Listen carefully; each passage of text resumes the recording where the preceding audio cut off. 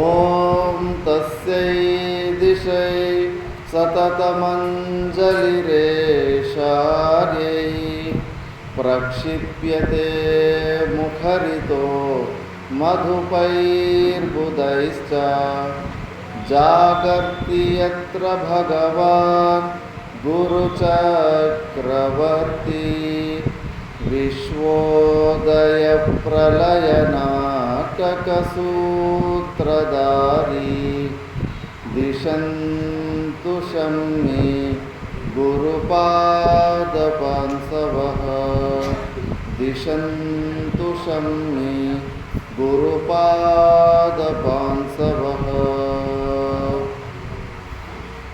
మొట్టమొదట ఆలయముక అధిష్టాత్రి దేవుళ్ళైన మార్కండేశ్వర సమేత అందరు దేవతలకు ప్రణామం చేసి ఇక్కడికి విచ్చేసిన సద్భక్తులందరికీ నారాయణ స్మరణ. మనము గత 2 రోజుల నుంచి వివేక చూడమని విచారణ చేస్తున్నాం. ఇందులో మనము ఉదయంలో చాలా విషయాలు తెలుసుకున్నాము. గురువులు ఎంతటి కృప కలిగిన వారు, అహేతుక దయాసింధులని తెలుసుకున్నాము. అలాంటి గురువుని ఇప్పుడు శిష్యుడు ఆశ్రయించాడు. అందుకే స్పష్టంగా ఇప్పుడు విధివత్తుగా సేవలు చేసుకొని ఆ గురువుని మెప్పించి ఆ గురువుల కృపకు పాత్రుడై ఇప్పుడు ప్రశ్నలు అడుగుతున్నాడు. అడగాల్సిన ప్రశ్నలు. కృపయా శ్రూయతాం స్వామిన్ ప్రశ్నోయం క్రియతే మయా యదుత్తరం అహం శ్రుత్వా కృతార్థస్యాం భవన్ముఖాత్. గురుగారిని ప్రశ్న అడగడానికి కూడా ఒక పర్మిషన్ తీసుకుంటున్నాడు. అప్పుడు కూడా దయచేసి నా ప్రశ్నను కొద్దిగా వినండి గురువుగారు అని అక్కడ వినయంతో పాటు ఫస్ట్ ప్రశ్నను అడగడానికి పర్మిషన్ తీసుకుంటున్నాడు. అలా పర్మిషన్ తీసుకున్న తర్వాత అడగాల్సిన నిజమైన ప్రశ్నను అడుగుతాడు. ఈ వివేక చూడమనికి ఈ శిష్యుడు అడిగిన ఈ 7 ప్రశ్నలే మూలమవుతాయి. ఈ 7 ప్రశ్నలకు సమాధానం కానీ మొత్తం వివేక చూడమని ఉంటుంది. ఆ శ్లోకం ఏంటంటే, కో నామ బంధః కథమేషాగతః కథం ప్రతిష్టాస్య కథం విమోక్షః కోసావనాత్మా పరమాత్మా తయోర్వివేకః కథమేతదుచ్యతాం. గురుగారి శిష్యుడు అడుగుతున్నాడు, కో నామ బంధః, బంధనం అంటే ఏంటి? కథమేష ఆగతః, ఎక్కడి నుంచి వచ్చింది ఈ బంధము? కథం ప్రతిష్టాస్య, అనాది కాలం నుంచి ఈ బంధము ఏ ఆధారం మీద నిలబడి ఉంది? కథం విమోక్షః, ఈ బంధం నుంచి విముక్తిని ఎలా పొందాలి? కహ అసౌ అనాత్మ, అనాత్మ అంటే ఏంటి? పరమః ఆత్మ, ఆత్మ అంటే ఏంటి? తయోర్వివేకః కథమేతదుచ్యతాం. ఇవి 2 వివేకాలు. మాకేమో ఇది ఒకటే శరీరమే, కంప్లీట్ శరీరము, నేను ఒక్కడనే అని భావన మాకుంది. ఇందులో 2 ఉన్నాయంటున్నారు. ఆత్మ ఉంది, అనాత్మ ఉంది అంటున్నారు. ఆ రెండింటిని వివేకం ఎలా చేయాలి? బియ్యంలో రాళ్ళు పడి ఉంటే ఈజీగా కంటికి కనిపిస్తాయి కాబట్టి రాళ్ళను తీసి పక్కన పెట్టేసి బియ్యం సపరేట్, రాళ్ళు సపరేటు, ఇలా ప్రతికీకరణం వివేక సపరేట్గా చేసుకోవచ్చు. కానీ ఈ శరీరంలో ఆత్మ ఏంటి, అనాత్మ ఏంటి, ఈ రెండింటిని వేరువేరుగా ఎలా తెలుసుకోవాలి? కథమేతదుచ్యతామని అడగాల్సిన 7 ప్రశ్నలు అడుగుతాడు. గురుగారు శిష్యుడు అడిగిన ప్రశ్నలకి చాలా సంతృష్టి పడతాడు. అంత పనికిరాని ప్రశ్నలు అడుగుతుంటారు, లౌకిక విషయాల గురించి అడుగుతుంటారు. కానీ ఇక్కడ శిష్యుడు అడగాల్సినవి నిజమైన ప్రశ్నలు అడిగాడని శిష్యుని స్తుతి చేస్తాడు గురువు. ధన్యోసి కృతకృత్యోసి భావితం తే కులం త్వయా యద విద్యాబంధముక్త్యా బ్రహ్మీ భవితుమిచ్చసి. నువ్వు ధన్యుడవయ శిష్యుడివి, నువ్వు ధన్యుడివి. కృతకృత్యోసి, ఇంకా వాడు ముముక్ష అవస్థలోనే ఉన్నాడు. కృతకృత్యత జీవన్ముక్త స్థితి వచ్చినప్పుడు వస్తుంది. కానీ గురుగారు ఇప్పుడే గ్యారంటీగా చెప్పేస్తున్నారు, నువ్వు కృతకృత్యుడు అయిపోతావని. నువ్వు భావి కృతకృత్యత జీవన్ముక్త పురుషుడివి. ఎందుకంటే నువ్వు ఈ ప్రశ్నల గురించి నువ్వు సమాధానం వెతుకుతున్నావంటే నీకు తప్పకుండా ఆ స్థితిని పొందుతావు అని. అందుకే శాస్త్ర ప్రమాణం ఉంది ఇది పద్మపురాణంలో. కులం పవిత్రం జననీకృతార్థా విశ్వంబరా పుణ్యవతీ చ తేన అపార సచ్చేత్ సుఖసాగరేస్మిన్ లీనం పరే బ్రహ్మణి యస్య చేతః. ఎవరి మనసు అయితే ఆ పరబ్రహ్మలో లీనమైపోతుందో, పరబ్రహ్మని యస్య చేతః లీనః, కులం పవిత్రం, ఆ కులమే పవిత్రమైపోతుంది. దాని తర్వాత జననీకృతార్థాః, జన్మనిచ్చిన తల్లి ఏమి చేయాల్సిన అవసరం లేదు. అలాగే డైరెక్ట్ మోక్షం. అంతిమ సమయంలో సూక్ష్మ శరీరంలో పరమాత్ముడు జ్ఞానోపదేశం చేసి డైరెక్ట్గా మోక్షమే లభిస్తుంది. భాష్యకారు భగవానుడు శంకరాచార్యులు వాళ్ళ తల్లికి ఇప్పిలేదా అంతిమ సమయంలో మోక్షం? అలాగా జన్మనిచ్చిన తల్లి కృతార్థురాలైపోతుంది. విశ్వంబరా పుణ్యవతీ చ తేన, ఈ పృథివీ తల్లి అలాంటి మహానుభావుని నేను మోస్తున్నాను కదా అని చాలా ఆనందపడుతుందంట. ఎందుకంటే ఇప్పుడు మనం ఈ శరీరానికి అభిమాన దేవతలు మనమే. ఈ శరీరంలో కూడా ఎన్నో బ్లడ్ సెల్స్ అవి ఇవి జీవుల్లాగా ఎన్నో వ్యవహారం చేస్తున్నాయి. అందులో రోజు ఎన్నో బ్లడ్ సెల్స్ వస్తూ ఉంటాయి, పుడుతూ ఉంటాయి. కానీ అంత పెద్దగా తేడా మనకు తెలియదు. కానీ ఎప్పుడన్నా విచిత్రమైన వైరస్లు అటాక్ అయినప్పుడు, పెద్ద గాయమైనప్పుడు మనకు కూడా నొప్పి వేస్తుంది. అలాగే ఈ పృథివీ అభిమాని దేవత అయిన పృథివీ తల్లి మాత ఎక్కువ దుష్టుల సంఖ్య, శాస్త్ర నిషిద్ధ కర్మలు చేసే వాళ్ళ సంఖ్య ఎక్కువైనప్పుడు పృథివీ తల్లికి భారం అనిపిస్తుందంట. వాళ్ళని మోయడం చాలా కష్టం అనిపిస్తుంది. కాబట్టి ఇలాంటి మహాపురుషుడు ఎవరైతే బ్రహ్మలో మనసును లయం చేసుకుంటాడో అలాంటి మహానుభావుడిని మోయడానికి పృథివీ పుణ్యవతి అయిపోతుంట. ఆ పృథివీ దేవతలో ఉన్న పాపాలు కూడా తొలగిపోతాయంట. అందుకే ఎవరైతే అపార సచ్చిత్ సుఖసాగరేస్మిన్ లీనం పరే బ్రహ్మని యస్య చేతః, అపార సచ్చిత్ సుఖసాగరం అంటే సచ్చిదానంద స్వరూపుడైన పరబ్రహ్మలో ఎవడి మనసు లీనమవుతుందో ఇంతటి పుణ్యం ఉంటుంది. అందుకే గురువు శిష్యుని కృతకృత్యోసి అంటున్నాడు. ఈ బ్రహ్మ విచారంలో ఇక్కడైతే సంపూర్ణ మనసుని లీనం చేయడంలో ఇలా చెప్పారు. ఇంకొకటి తేజోబిందోపనిషత్తులో ప్రమాణం ఉంది. ఒక్క క్షణము బ్రహ్మ విచారణం చేస్తే ఎంత పుణ్యం వస్తుంది అని చెప్పేసి.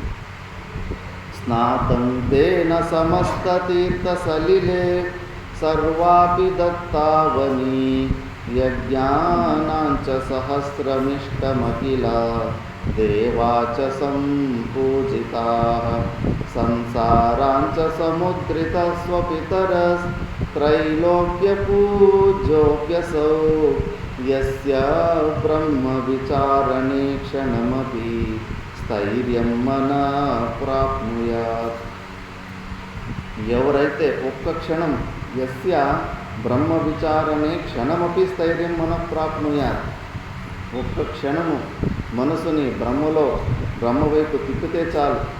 మనం ఇలా సత్సంగం చేసేటప్పుడు ఒక్క క్షణము కాదు, అనేక క్షణాలు మన బుద్ధి మన స్వరూపాన్ని లక్షితం చేస్తూ ఉంటుంది. దాని విచారం చేస్తున్నప్పుడంతా బుద్ధి అంతర్ముఖమై ఆ సాక్షి చైతన్యం వైపు లక్షితం అవుతూనే ఉంటుంది. అందుకే ఆ ఒక్క క్షణము ఆ బ్రహ్మ విచారానికి ఎంత పుణ్యం ఉంటుందంటే స్నాతం తేన సమస్త తీర్థ సలిలే, సంపూర్ణ పుణ్య నదులలో అంత స్నానము చేస్తే ఎంత పుణ్యం వస్తుందో. సర్వాపి దత్తావని, అవని అంటే పృథివీ, సంపూర్ణ పృథివీని దానం చేస్తే ఎంత పుణ్యం వస్తుందో. మళ్ళీ యజ్ఞానాంచ సహస్రమిష్టం అఖిల, కర్మకాండలో ఉన్న ప్రతి ఒక్క యజ్ఞము చేస్తే ఎంత పుణ్యం వస్తుందో. అఖిలాచ దేవతాచ సంపూజితా, అందరూ దేవతలను పూజ చేస్తే ఎంత పుణ్యం వస్తుందో. మళ్ళా పితృదేవతలకు తర్పణాదుల ద్వారా వాళ్ళని సంతృష్టి చేస్తే వాళ్ళు కూడా మీ దేవతలు లాంటి వారు. వాళ్ళకు వరం ఇచ్చే సామర్థ్యం ఉంటుంది, శాపం పెట్టే సామర్థ్యం ఉంటుంది. ఎవరికన్నా పిల్లలకు పెళ్ళిళ్ళు కాకపోవడము, పిల్లలు పుట్టుకుపోవడము, ఇవన్నీ కూడా పితృదేవతల ఆశీర్వాదం లేకపోవడం వల్లనే అలా జరుగుతూ ఉంటాయి. కాబట్టి పితృదేవతలకు వాళ్ళు నిమిత్తంగా ఏదన్నా పుణ్యకర్మలు చేస్తూ ఉంటే వాళ్ళు కూడా ఆశీర్వాదము ఇస్తూ ఉంటారు. అది కూడా కేవలం ఒక్క క్షణము బ్రహ్మ విచారణ చేస్తే అంతటి మహాపుణ్యం దొరుకుతుందని తేజోబిందు ఉపనిషత్తులో ప్రమాణం ఉంది, శృతి ప్రమాణం ఉంది. అందుకే శిష్యుడు అడగాల్సిన ప్రశ్నలు, అలాంటి ప్రశ్నలు అడిగేసరికి గురువుకి అంత ఆనందం అయిపోయింది. ఇప్పుడు శాస్త్ర ప్రమాణం ఉంది. ఎవరన్నా ఒక్కరు వంశంలో సన్యాసం వైపు నిజంగానే వాళ్ళ మనసును బ్రహ్మలో లయం చేసుకొని మోక్షాన్ని పొందితే 7 తరాలు వెనక 7 తరాలు ముందు మొత్తం అందరికీ కూడా, ఆ వంశంలో ఉన్న వాళ్ళకి అందరికీ కూడా పరంపరయ క్రమంతో ఎక్కడో పై లోకాలకు పోయో లేదా ఎవరో గురువు దొరికో తప్పకుండా వాళ్ళందరికీ కూడా మోక్షం లభిస్తుందని శాస్త్ర ప్రమాణం ఉంది. శ్రీమద్ భాగవతంలో అయితే 21 తరాల గురించి మాట్లాడింది. 21 తరాలు వెనక 21 తరాలు ముందు ఇంతమందికి సంపూర్ణంగా అందరికీ కూడా మోక్షం లభిస్తుంది అని. అందుకే ఏ వంశంలో అయినా ఒక్కడు సన్యాసం వైపు కడుగేస్తే పితృదేవతలు పైన డ్యాన్స్ చేస్తారంట, శృతి ప్రమాణం ఉంటుంది, ఎగురుతుంటారంట. అబ్బా మమ్మల్ని ఉద్ధరించడానికి ఎవరో ఒకడు తయారైతే వైపు వస్తున్నాడు అని చెప్పేసి. మళ్ళీ ఒకవేళ వాడు ఆ వైరాగ్యము మందమై మళ్ళా ప్రపంచం వైపు పోతూ ఉంటే కన్నా తిట్టుకుంటారంట, అబ్బో వీడన్నా మమ్మల్ని ఉద్ధరిస్తాడంటే వీడు కూడా మళ్ళా బహిర్ముఖతను పొందుతున్నాడని బాధపడుతుంటారు. కాబట్టి మనము కష్టపడుతున్నాము, అహమ్మమ భావాలు ఉన్నప్పటికీ కూడా మన వాళ్ళు సుఖంగా ఉండాలి, వాళ్ళకి బెస్ట్ ఇవ్వాలని అనుకుంటుంటాం. ఒకవేళ నువ్వు ఈ ప్రపంచంలో, లౌకిక ప్రపంచంలో ఏమి ఇవ్వగలము? ఒక ఇల్లు, ఒక బట్ట ఇవ్వగలము. రోగాలు రాకుండా ఆపలేము. రోగాలు వస్తే హాస్పిటల్లో ట్రీట్మెంట్ ఇప్పించగలము. రోగాలే రాకుండా ఆపే శక్తి లేదు. లేదా స్వర్గానికి కన్ఫర్మ్ టికెట్ కూడా ఇప్పించలేము. మరి ఇలాంటి చిన్న చిన్న లాభాలు, చిన్న చిన్న ఫెసిలిటీలు ఇవ్వడానికన్నా మనకు ఎవరి మీద ప్రేమ ఎక్కువ ఉంటుందో వాళ్ళకు కూడా మోక్షాన్ని ఇప్పించచ్చు కదా. అల్టిమేట్ హ్యాపీనెస్, పరమానంద స్థితిని, ఈ జనన మరణ చక్రాల నుంచినే వాళ్ళని విముక్తి చేపించచ్చు కదా. అందుకే దీనికన్నా ఉత్తమమైనది, గొప్పదైనది ఇంకోటి లేదని నువ్వు ఈ 7 ప్రశ్నలు అడగడానికి నువ్వు ప్రయత్నం చేసావంటేనే నువ్వు చాలా ధన్యుడు అని గురుగారు చాలా సంతృష్టి పడుతున్నారు. ఆ వైరాగ్యాన్ని పొందాడు. నా విషయభోగే భాగ్యం యోగ్యం కలు యత్ర జంతు మాత్రమపి బ్రహ్మేంద్ర రుద్రం రిగ్యం భాగ్యం విషయేషు వైరాగ్యం. విషయాలలో వైరాగ్యం పొందడానికి దేవాది దేవతలు కూడా తరిస్తూ ఉంటారంట. అంత ఈజీ కాదు ప్రపంచం వైపు నుంచి అంతర్ముఖి అవడము, మోక్షం గురించి, మోక్ష పురుషార్థం గురించి ప్రయత్నము చేసేలాంటి మైండ్ రావడం అంటే అంత సులభము కాదు. అందుకే నువ్వు ధన్యుడు అని శిష్యుడు అడిగిన ప్రశ్నని గురుగారు చాలా స్తుతి చేశారు. మళ్ళీ ఉత్తరం, అతడు అడిగిన ప్రశ్నలకు ఉత్తరం ఇవ్వడానికి ముందు కొన్ని బేసిక్స్ చెప్పడం ఇంకా గురుగారు స్టార్ట్ చేస్తారు. ఎప్పుడు మనము గాలిలో దీపం పెట్టి దేవుడా అని మనం చేసే పురుషార్థాన్ని భగవంతునికో ఇంకొకరికో కాంట్రాక్ట్ అప్పచెప్పడము కాదు. స్వయంగా మనమే మనకున్న అజ్ఞానాన్ని మనము స్వయంగా తొలగించుకోవాలి అని అనేక దృష్టాంతాల ద్వారా ఇప్పుడు నచ్చజెపుతారు. ऋणमोचनकर्तारः पितुः सन्ति सुतादयः बन्धमोचनकर्ता तु स्वस्मादन्यो न किञ्चन. తల్లిదండ్రులు ఏదైనా రుణము చేసి ఉంటే కనుక పుత్రుడు ఆ రుణాన్ని తీర్చి ఆ తల్లిదండ్రుల్ని ఆ రుణం నుంచి, అప్పు నుంచి దాన్ని విముక్తులు చేస్తాడు. పుత్రుడు అంటే పున్నామ నరకాదు త్రాయతే ఇది పుత్ర. ఆ పుమ్మని నరకాన్ని నుంచి తప్పించేవాడే పుత్రుడని శాస్త్రవిహితమైన కర్మలు చేసుకుంటూ అలా తండ్రిని ఉద్ధారణ చేస్తాడు. అలా రుణానుబంధం ఉంటే కనుక దానికి ఎవరో ఒకరు మనకు సహాయం చేయొచ్చు. కానీ బంధమోచన కర్తాతో స్వస్మాదన్యో నాకించన. మనకున్న అజ్ఞానాన్ని మాత్రము మనము తప్ప ఇంకెవరు దాన్ని తొలగించలేరు. ఎవరు అజ్ఞానము వాళ్ళే తొలగించుకోవాలి. మస్తకన్యస్తభారాదేహే దుఃఖమన్యైర్నివార్యతే క్షుదాదీకృత దుఃఖంతో వినాశ్వేన కేనచేత్. నెత్తి మీద పెట్టుకున్న బరువు ఉన్నప్పుడు, చాలా ఇబ్బంది కలుగుతున్నప్పుడు ఆ ఒక దుఃఖం నుంచి వేరే వాళ్ళకి కావాల్సిన వచ్చి మనకు సహాయం చేయొచ్చు. దాన్ని తీసుకొని వాళ్ళ నెత్తి మీద పెట్టుకొని మనకు సహాయం చేయొచ్చు. కాకపోతే క్షుదాధికృత దుఃఖంతో వినాశ్వేన కేనచేత్, మనకు ఆకలి దొప్పి వేస్తుంటే వేరేటోళ్ళు భోజనం చేస్తే మన ఆకలి దొప్పి నివృత్తి కాదు. మన ఆకలి దొప్పి నివృత్తి కావాలంటే మనమే భోజనం చేయాలి. ఆ దుఃఖాన్ని పోవాలంటే మనమే స్వయంగా మనమే ఆహారం సేవించాలి. పథ్యమౌషధ సేవాచ క్రియతే ఏన రోగిణ ఆరోగ్య సిద్ధిర్దృష్టాస్య నాణ్యానుష్ఠిత కర్మన. ఎవరికైనా ఏదైనా జ్వరం వచ్చిందంటే అతనికి అయ్యో అతను నాకు చాలా మిత్రుడు, తన కోసం నేను ట్యాబ్లెట్లు వేసుకుంటాను, నేను ఇంజక్షన్ వేసుకుంటానంటే కనుక వాడి జ్వరం మేలు కాదు. ఎవరికి జ్వరం వచ్చింటుందో వాళ్ళే ఆ ట్యాబ్లెట్లు వేసుకోవాలి, వాళ్ళే ఇంజక్షన్ వేసుకోవాలి. కాబట్టి అవిద్యా కామ కర్మాది పాశబంధం విమోచితుం కశక్నుయాద్వినాత్మానం కల్పకోటి శతైరపి. ఈ అవిద్య వల్ల కల్పితమైన ఈ బంధనం, ఈ శరీరమే నేను అని ఈ శరీరంతోటి మనం పెట్టుకున్న తాదాత్మ్య సంబంధం, అది కల్పకోటి శతైరపి ఎన్ని కోటి కల్పాలు అయినప్పటికీ కూడా కహశక్నుయాద్ వినా ఆత్మానం మనము స్వయంగా ప్రయత్నము చేసి తొలగించుకోవాలి, కానీ మనకు ఇంకోడు దాన్ని ఆ పని చేసి పెట్టలేరు. అందుకే జ్ఞానము ఏదో ఇట్లా నెత్తి మీద చేయి పెట్టి ట్రాన్స్ఫర్ చేసే ఇలాంటిది కాదు. అది గురువులు కూడా ఎక్కడి వరకు అంటే నీకు అంతఃకరణ శుద్ధికి ఏదైతే తక్కువ ఉంటే దాన్ని అంతఃకరణ శుద్ధిని కలిగేలాగా చేసి ఉపదేశం చేసేంత వరకునే గురుగారి రోల్ ఉంటుంది. దాని తర్వాత నీ అంతకి నువ్వు ఆ స్వరూపంలో నిలబడి జ్ఞాననిష్టలో నువ్వు స్వరూపంలో నిలబడితేనే నువ్వు ఆ జీవన్ముక్తి ఆనందాన్ని పొందగలవు. బయట వాళ్ళు ఎంత ప్రయత్నం చేసినా కూడా జ్ఞానం ఒకటి బిస్కెట్ లాగా ఒకరు ఇచ్చి ఒకరు తీసుకునే లాంటిది కాదు. ఒకసారి ఋషికేశ్లో చోటా మహారాజ్ అని సిద్ధపురుషుడు ఉంటాడు. అతడికి ప్రేమానంద స్వామీజీ అని ఒక మహానుభావుడు 14-18 సంవత్సరాలు సేవ చేసింటాడు.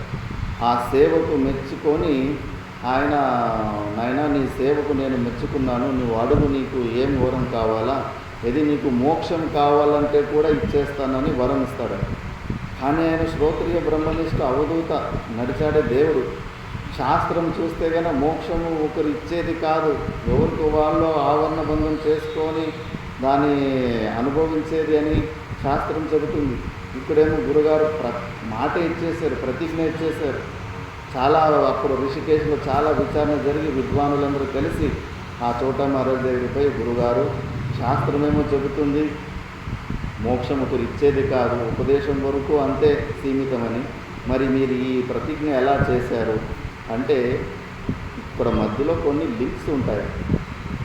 అంటే నేను అతనికి మోక్షానికి అనుకూలమైన అంతఃకరణ శుద్ధిని చేపించి అంతఃకరణ శుద్ధి పొందిన తర్వాత ఉపదేశము ద్వారా జ్ఞానము ద్వారానే ఆ మోక్షాన్ని నీకు ఇవ్వగలను అని నేను మాట ఇచ్చాను. డైరెక్ట్గా అది ఇచ్చేది కాదు. ఎంతటి గురువు అయినా కూడా శిష్యుడు తనకు మోక్షము వద్దనుకుంటే బలవంతంగా తనకి మోక్షం ఇవ్వలేడు. కాబట్టి ఎవరికి వాళ్ళు దాన్ని ఆవరణ భంగం చేసుకొని దాన్ని పొందాల్సిందే. మళ్ళీ నయోగేన న సాంఖ్యేన కర్మణానో న విద్యయా బ్రహ్మాత్మైకత్వబోధేన మోక్ష సిద్ధ్యతి నాణ్యత. ఇప్పుడు ఇంటి నుంచి బయటకు వచ్చినప్పుడు ఒకసారి శుభేచ్ఛ మోక్షాన్ని పొందాలని కోరిక పుట్టినప్పుడు అనేక ప్రకారమైన వికారాలు ఐడియాలు వస్తూ ఉంటాయి. దాన్ని స్పిరిచువల్ రొమాంటిసిస్ అంటారు. ఇంటి నుంచి బయటకు వచ్చిన తర్వాత మన్ముఖిగానే ఉంటారు. మనసుని ఎక్కడా గురువుల దగ్గరికి సరెండర్ కారు. మనసుకు ఏది వస్తే అదంతా చేసుకుంటూ పోతూ ఉంటారు. స్వతంత్రంగానే గుహల్లోకి పోవడము, జపాలు చేసుకోవడము, ప్రాణాయామాలు చేసుకోవడము, పరిక్రమలు చేసుకోవడము, ఏదేదో అలాంటి చేసులు కొన్ని సంవత్సరాలు అందరూ లైఫ్లో కూడా ఎవరో పుణ్యాత్ముడికే డైరెక్ట్గా సద్గురు దొరుకుతారు. మిగతా వాళ్ళంతా ఇలాంటి స్పిరిచువల్ రొమాంటిక్స్లోనే ఎన్నో సంవత్సరాలు వేస్ట్ అయిపోతూ ఉంటాయి. అందుకే బాగా క్లియర్గా చెప్పేస్తారు ఇక్కడ, జ్ఞానం ఉతే జ్ఞానం నా మోక్ష అని, నయోగేన నా సాంఖ్యేన, యోగ మార్గం నుంచి కూడా మోక్షం లేదంటున్నారు. ఇక్కడ యోగి అనే శబ్దము చాలా భ్రాంతి ఉంది. ప్రతి ఒక్కరిని కూడా యోగి అని పిలుస్తుంటారు. యోగి అంటే యోగ సూత్రాల ప్రకారము అనిమా గరిమాది యమ నియమాదులు అభ్యాసము చేసుకుంటూ అనిమ గరిమాది సిద్ధులు పొందుతాడు. కాకపోతే అది జడరూపమైన సమాధినే. ఆ సిద్ధుల వల్ల కొన్ని శక్తులు వస్తూ ఉంటాయి. కాకపోతే జగత్తు సత్యత్వ బుద్ధి పోదు, మళ్ళీ జీవభావం కూడా అలాగే ఉంటుంది. కేవలం తత్పదార్థ శోధనమే చేస్తారు కానీ జీవ బ్రహ్మ ఐక్య జ్ఞానం ఉండదు. మొదటి రోజే అనుకున్న మనం విచారణ చేసుకున్నాం యోగులది జ్ఞానికి ఏంటి డిఫరెన్స్ అని చెప్పేసి. మహారాష్ట్రలోనే చాంగదేవ్ అని ఒక యోగి ఉంటారు. అదే సమయంలో సంత జ్ఞానేశ్వర్ కూడా ఉంటారు. వాళ్ళ శిష్యులకు వీళ్ళ శిష్యులకు గొడవలు అయిపోతాయి. మా గురువు గొప్ప, మా గురువు గొప్ప అని చెప్పేసి. చాంగదేవుని శిష్యులు పైసి గురుగారు మన శిష్యుల్ని వాళ్ళ శిష్యులు కొట్టారు, సంత జ్ఞానేశ్వర శిష్యులు కొట్టారంటే కన్నా అలాగని చెప్పేసి వాళ్ళకు పక్షపాతం వచ్చేలాగా చేసేస్తారు. ఈయన అలా చేస్తే ఏంటి, సంత జ్ఞానేశ్వరు కూడా జ్ఞాన మార్గం నుంచి ఆ స్వరూపంలో నిలబడిన తర్వాత అందరూ ఆత్మలు ఆయనే ఉంటాడు. ఆయనకి అసాధ్యమైనది ఏమీ ఉండదు. వాళ్ళ శిష్యుని ఆయన రక్షించుకుంటూ ఉంటాడు. ఇలా బాగా ఎక్కువ గొడవ అయ్యేసరికి తాడో పేడో తేల్చుకోవాలని చెప్పేసి చాంగుదేవు ఒక పులిని వశీకరణం చేసుకొని పులి మీద కూర్చొని దారిలో ఇట్లా వస్తుంటే చేతుల ద్వారా ఇటు అటు అంటుంటే ఆ చెట్లు వేరుతో పాటు పక్కకి వెళ్ళి మధ్యలో రోడ్డు రెడీ అవుతూ ఉంటుంది. అంత పవర్ఫుల్గా సిద్ధుల ద్వారా వస్తూ ఉంటాడు. ఇంకా సంత జ్ఞానేశ్వర్ దగ్గర ఇంకా యుద్ధం చేయడానికి. ఇంకా సంత జ్ఞానేశ్వర్ ఇతడికి మూర్ఖుడికి బుద్ధి చెప్పాలని చెప్పేసి ఒక గోడ మీద కూర్చొని వాళ్ళు నలుగురు అన్న చెల్లెళ్ళు ఉంటారు. నలుగురు జడరూపమైన గోడ మీద కూర్చొని ఆకాశ మార్గంలో వస్తారు. ఇతడు వాళ్ళ ఆకాశ మార్గంలో వస్తున్న చూసి అబ్బో ఇదేంటి, ఇది ఎలాంటి సిద్ధి, నేను బతికిన జీవులని వశీకరణ చేయగలను కానీ వీళ్ళు జడ పదార్థాన్ని వశీకరణ చేసి ఆకాశ మార్గంలో వస్తున్నారు అని ఆ సిద్ధిని చూసేసి అక్కడే వాళ్ళ అహంకార గర్వము భంగం అయిపోతుంది. అప్పుడు సంత జ్ఞానేశ్వరు తిడతాడు, వరే పిచ్చోడ, ఇంతటి ఏకాగ్రత శక్తి ఉండి ఈ జగత్తు జ్ఞానం పొందకుండా సమయాన్నంతా వ్యర్థం. అప్పటికి 230 సంవత్సరాలు ఎంతో అయి ఉంటాయి ఆయుష్. యోగులకు ఆయుష్ ఎందుకు ఎక్కువైపోతుందంటే మనకు జాతకం ప్రకారము ఇన్ని శ్వాసలను లెక్కపట్టి భగవంతుడు ఇచ్చింటాడు. కాకపోతే మనం ఏం చేస్తాం, మనలో తమో గుణము రజోగుణము ఎక్కువ ఉండి ఆసురి సంపత్తులు ఎక్కువ ఉండి ముఖ్యంగా కోపము ఎన్నో కొన్ని విషయాలు ఉంటాయి. అలాంటి విషయాల వల్ల 84 సంవత్సరాల ఆయుష్ ఉంటే కూడా ఎక్కువ తొందరగా శ్వాసని తీసుకొని 74 సంవత్సరాలకే కాలం అయిపోతుంటారు. యోగులు అలా కాదు, వాళ్ళకి ఇచ్చిన శ్వాసని ఇంకా మెల్లగా ప్రాణాయామం చేసుకొని, ఆయామం అంటేనే ఎక్స్పాన్షన్, ప్రాణాన్ని ఎక్స్పాన్షన్ చేస్తారు. మెల్లగా తీసుకొని రేచక కుంభకాల ద్వారా మెల్లగా లోపల ఆపి మళ్ళీ మెల్లగా వదిలిపెట్టి అది ఎంత అభ్యాసం చేస్తారంటే మళ్ళీ వాళ్ళకు ఇప్పుడు మనం ఊపిరి చేస్తే 12 అంగుళాలు ముందుకు వచ్చిపోతూ ఉంటుంది ఊపిరి. వాళ్ళు కేవలం ఒక ఇంచులో ఒకే ఒక ఇంచు గాలి బయటకు వచ్చి అలాగే లోపలికి పోతూ ఉంటుంది. అంత మెల్లగా వాళ్ళు శ్వాస తీసుకుంటూ ఉంటారు. కాబట్టి ఇచ్చిన ఆయుష్ తొందరగా ఖర్చు చేసుకోలేదు. కాబట్టి వాళ్ళ జాతకంలో 84 సంవత్సరాలు ఉంటే కూడా 150 సంవత్సరాలు, 200 సంవత్సరాలు, 300 సంవత్సరాలు కూడా అలా జీవిస్తూ ఉంటారు. అలా చాంగదేవునికి అలా అప్పటికే ఎక్కువ వయసు అయి ఉంటుంది. అప్పుడు తిడతారు సంత జ్ఞానేశ్వరు, కాదురా, స్వప్నంలో నువ్వు రాజు అయితే ఏమి, బిచ్చగాడైతే ఏమి, లేచిన తర్వాత అంతా ఒకటే కదా. జ్ఞానము లేకపోతే నీకు భయం పోదు. అంత పవర్ఫుల్ వ్యక్తివై అనిమ గరిమాది సిద్ధులు పొందావు, అయినా భయపడుతూనే ఉండవు. ద్వితీయాద్వై భయం భవతి. ఆ సింహానికి ఏ జంతువు వల్ల భయం ఉండదు, కానీ ఎక్కువ వెనక్కి తిరిగి చూస్తూ ఉంటుంది అదే. ఎందుకంటే ఇంకో సింహంతో భయం దానికి. యోగికి ఎవరితోటి భయం ఉండదు, కానీ ఇంకో ఎవడన్నా బలమైన యోగి వస్తాడని వాడితోటి భయం ఉంటుంది. కాబట్టి జ్ఞానికు యోగికు ఇంత డిఫరెన్స్ ఉంటుంది. జగత్ సత్యత్వ బుద్ధి ఉంటుంది. అదే జ్ఞాన విచారణ చేసి యమనియమాది సాధనాలు అందరూ బౌద్ధులు, ప్రపంచం ఎన్ని మతాలు ఉన్నా అందరూ దాన్ని అభ్యాసం చేసుకుంటారు. కొద్దిగా జ్ఞాన విచారణ చేసి మళ్ళీ ప్రాణాయామాది సహాయాలు చేసుకొని అప్పుడు నువ్వు మనసుని లయం చేసుకుంటే కదా అప్పుడు అద్భుతంగా ఉంటుంది. అందుకే నయోగేనా అని అలాంటి యోగ మార్గం నుంచి కూడా మోక్షం కలగదు. ఇంకా పంచదశలో ఒక దృష్టాంతం వస్తుంది. ఒక దృష్టాంతం ద్వారా యోగితత్వం ఎట్లా, జ్ఞానితత్వం ఎట్లా అని. ఒక రాజు తన ప్యాలెస్కి వెళ్ళే దారిలో ఇటువైపు అటువైపు గోడలు ఉంటాయి. ఆ గోడలకు పెయింటింగ్ కాంపిటీషన్ పెడతాడు. ఒక గోడకి యోగి, ఇంకో గోడకు జ్ఞాని. ఎవరు మంచిగా పెయింటింగ్ సాయంత్రం లోపల ఎవరు బాగా పెయింటింగ్ చేస్తారో వాళ్ళకే ప్రైజు అని చెప్పేసి. యోగి ఉదయం నుంచి సాయంత్రం వరకు కష్టపడి మంచి డిజైన్లు అవి వేస్తూ ఉంటాడు. జ్ఞాని మాత్రం అసలు ఏమీ చేయడు, సాయంత్రం వరకు సైలెంట్గా ఉంటాడు. ఇంకా రాజు వచ్చి చెక్ చేసే సమయంలో ఇటువైపు గోడలకి మొత్తము మిర్రర్లు ఫిట్ చేసేస్తాడు, అద్దాలు. ఇంకా రాజు వచ్చి చూసేసరికి ఉదయం నుంచి కష్టపడి యోగి ఎంత బాగా డిజైన్ చేశాడు, దానికన్నా ఈ అద్దంలో ఉన్నది ఇంకా బాగా కనిపిస్తూ ఉంది, హైలైట్గా కనిపిస్తూ ఉంది. ప్రైజ్ జ్ఞానికి ఇచ్చేస్తాడు. ఈ దృష్టాంతంలో ఏమి తెలుసుకోవాల్సిందంటే, నువ్వు ప్రపంచంలో ఎంత శక్తివంతుడు అయినా కూడా నీ ఆత్మస్వరూపం అయిపోతాడు జ్ఞాని. జ్ఞానం ఎలా అంటే అన్ని ఈ ప్రపంచంలో ఎన్ని విచిత్రాలు ఉన్నా, ఎంతటి పెద్ద వ్యక్తి ఉన్న, ఎంతటి శక్తివంతుడైనా కూడా అందరికీ అధిష్టాన రూపంలో పరమాత్ముడే ఉన్నాడు. ఆ సచ్చిదానంద స్వరూపుడైన పరమాత్ముని అధిష్టానంలోనే ఇవన్నీ మాయా విశిష్ట చైతన్య ద్వారా ప్రతీతం కనిపిస్తున్నాయి. ఆ స్వరూపాన్ని నేను, అందరికీ ఆత్మను నేను, దుఃఖానికి కూడా ఆత్మస్వరూపాన్ని, తేనానాంతతయే నమో నమః అని రుద్రమంత్రంలో వస్తుంటుంది, దొంగలపతి అని చెప్పేసి. అంటే అందరికీ అధిష్టానము నేనే అయి ఉన్నానని ఆ జ్ఞానాన్ని పొందుతాడు. భేద బుద్ధిని పొందుడు, తనకన్నా భిన్నంగా ఏ వస్తువును లేదు అనే ఒక జ్ఞానాన్ని పొంది ఉంటాడు. కాబట్టి అందుకే అతనికి భయం కాదు. మన స్వరూపం కన్నా భిన్నంగా కొద్దిగా ఏదన్నా ఉంది అని అనిపిస్తే, ఇది ఉదరమపి అంతరమస్తి చేతస్య భయం భవతి, అప్పుడు మనకు భయం వచ్చేస్తుంది. ఎందుకంటే ఆ వ్యక్తి వల్ల నాకు ఎప్పుడైనా హాని కలగచ్చు అని చెప్పేసి. ఇప్పుడు చూస్తూ ఉంటాము కదా, కోడలు వచ్చినప్పుడు అత్తకు ఎంత భయం వేస్తూ ఉంటుంది.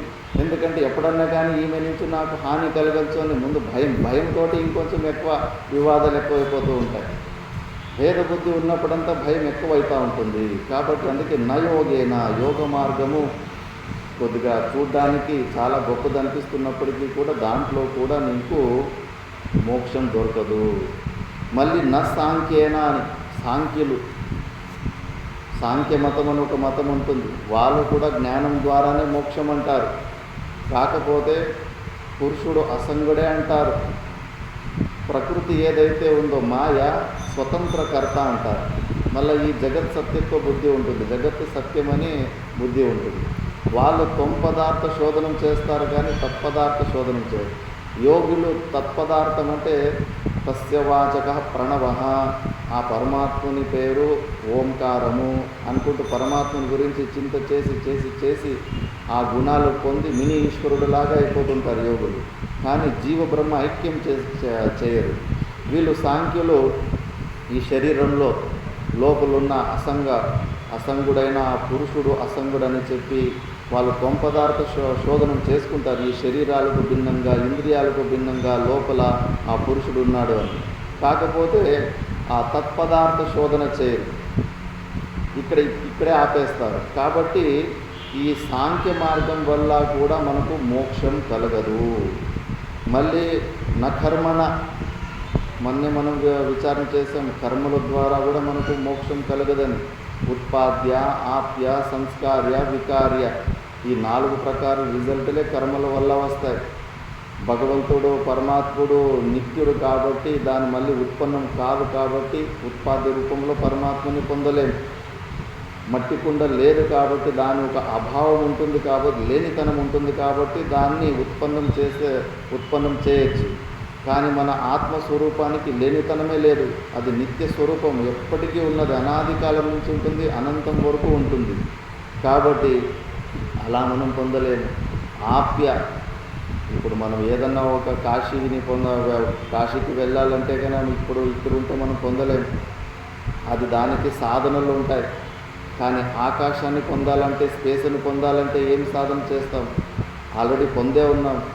అవకాశ దాతృత్వం, ఆకాశత్వం, అకామిడేటింగ్ కెపాసిటీ. మనం ఉన్నామంటే ఇక్కడ ఆకాశం ఉంది, ఖాళీ జాగా ఉంది కాబట్టి ఉన్నాం.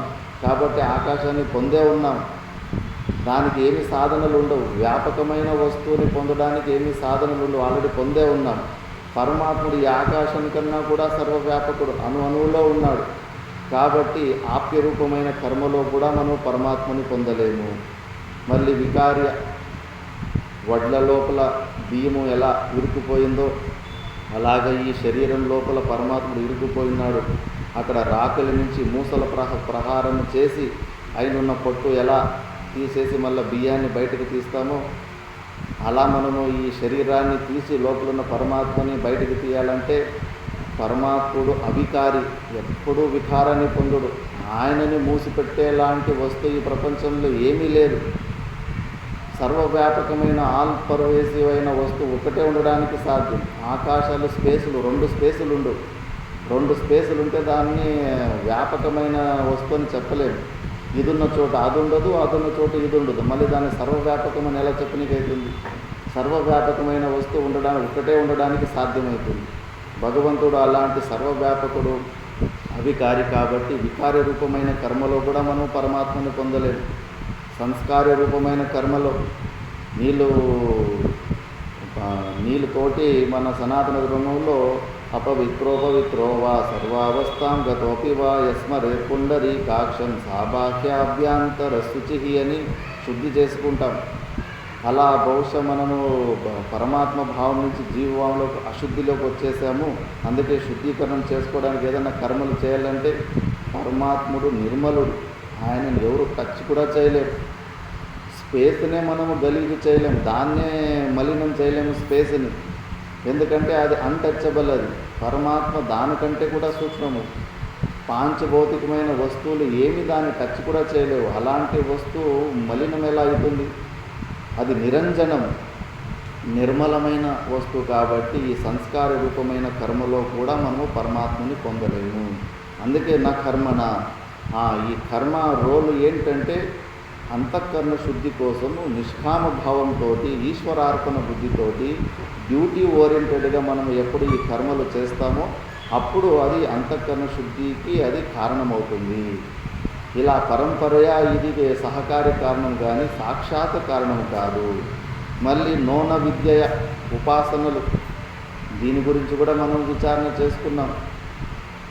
ప్రతీక ఉపాసన, సంవర్గ ఉపాసన, అహంగ్రీ ఉపాసన అని.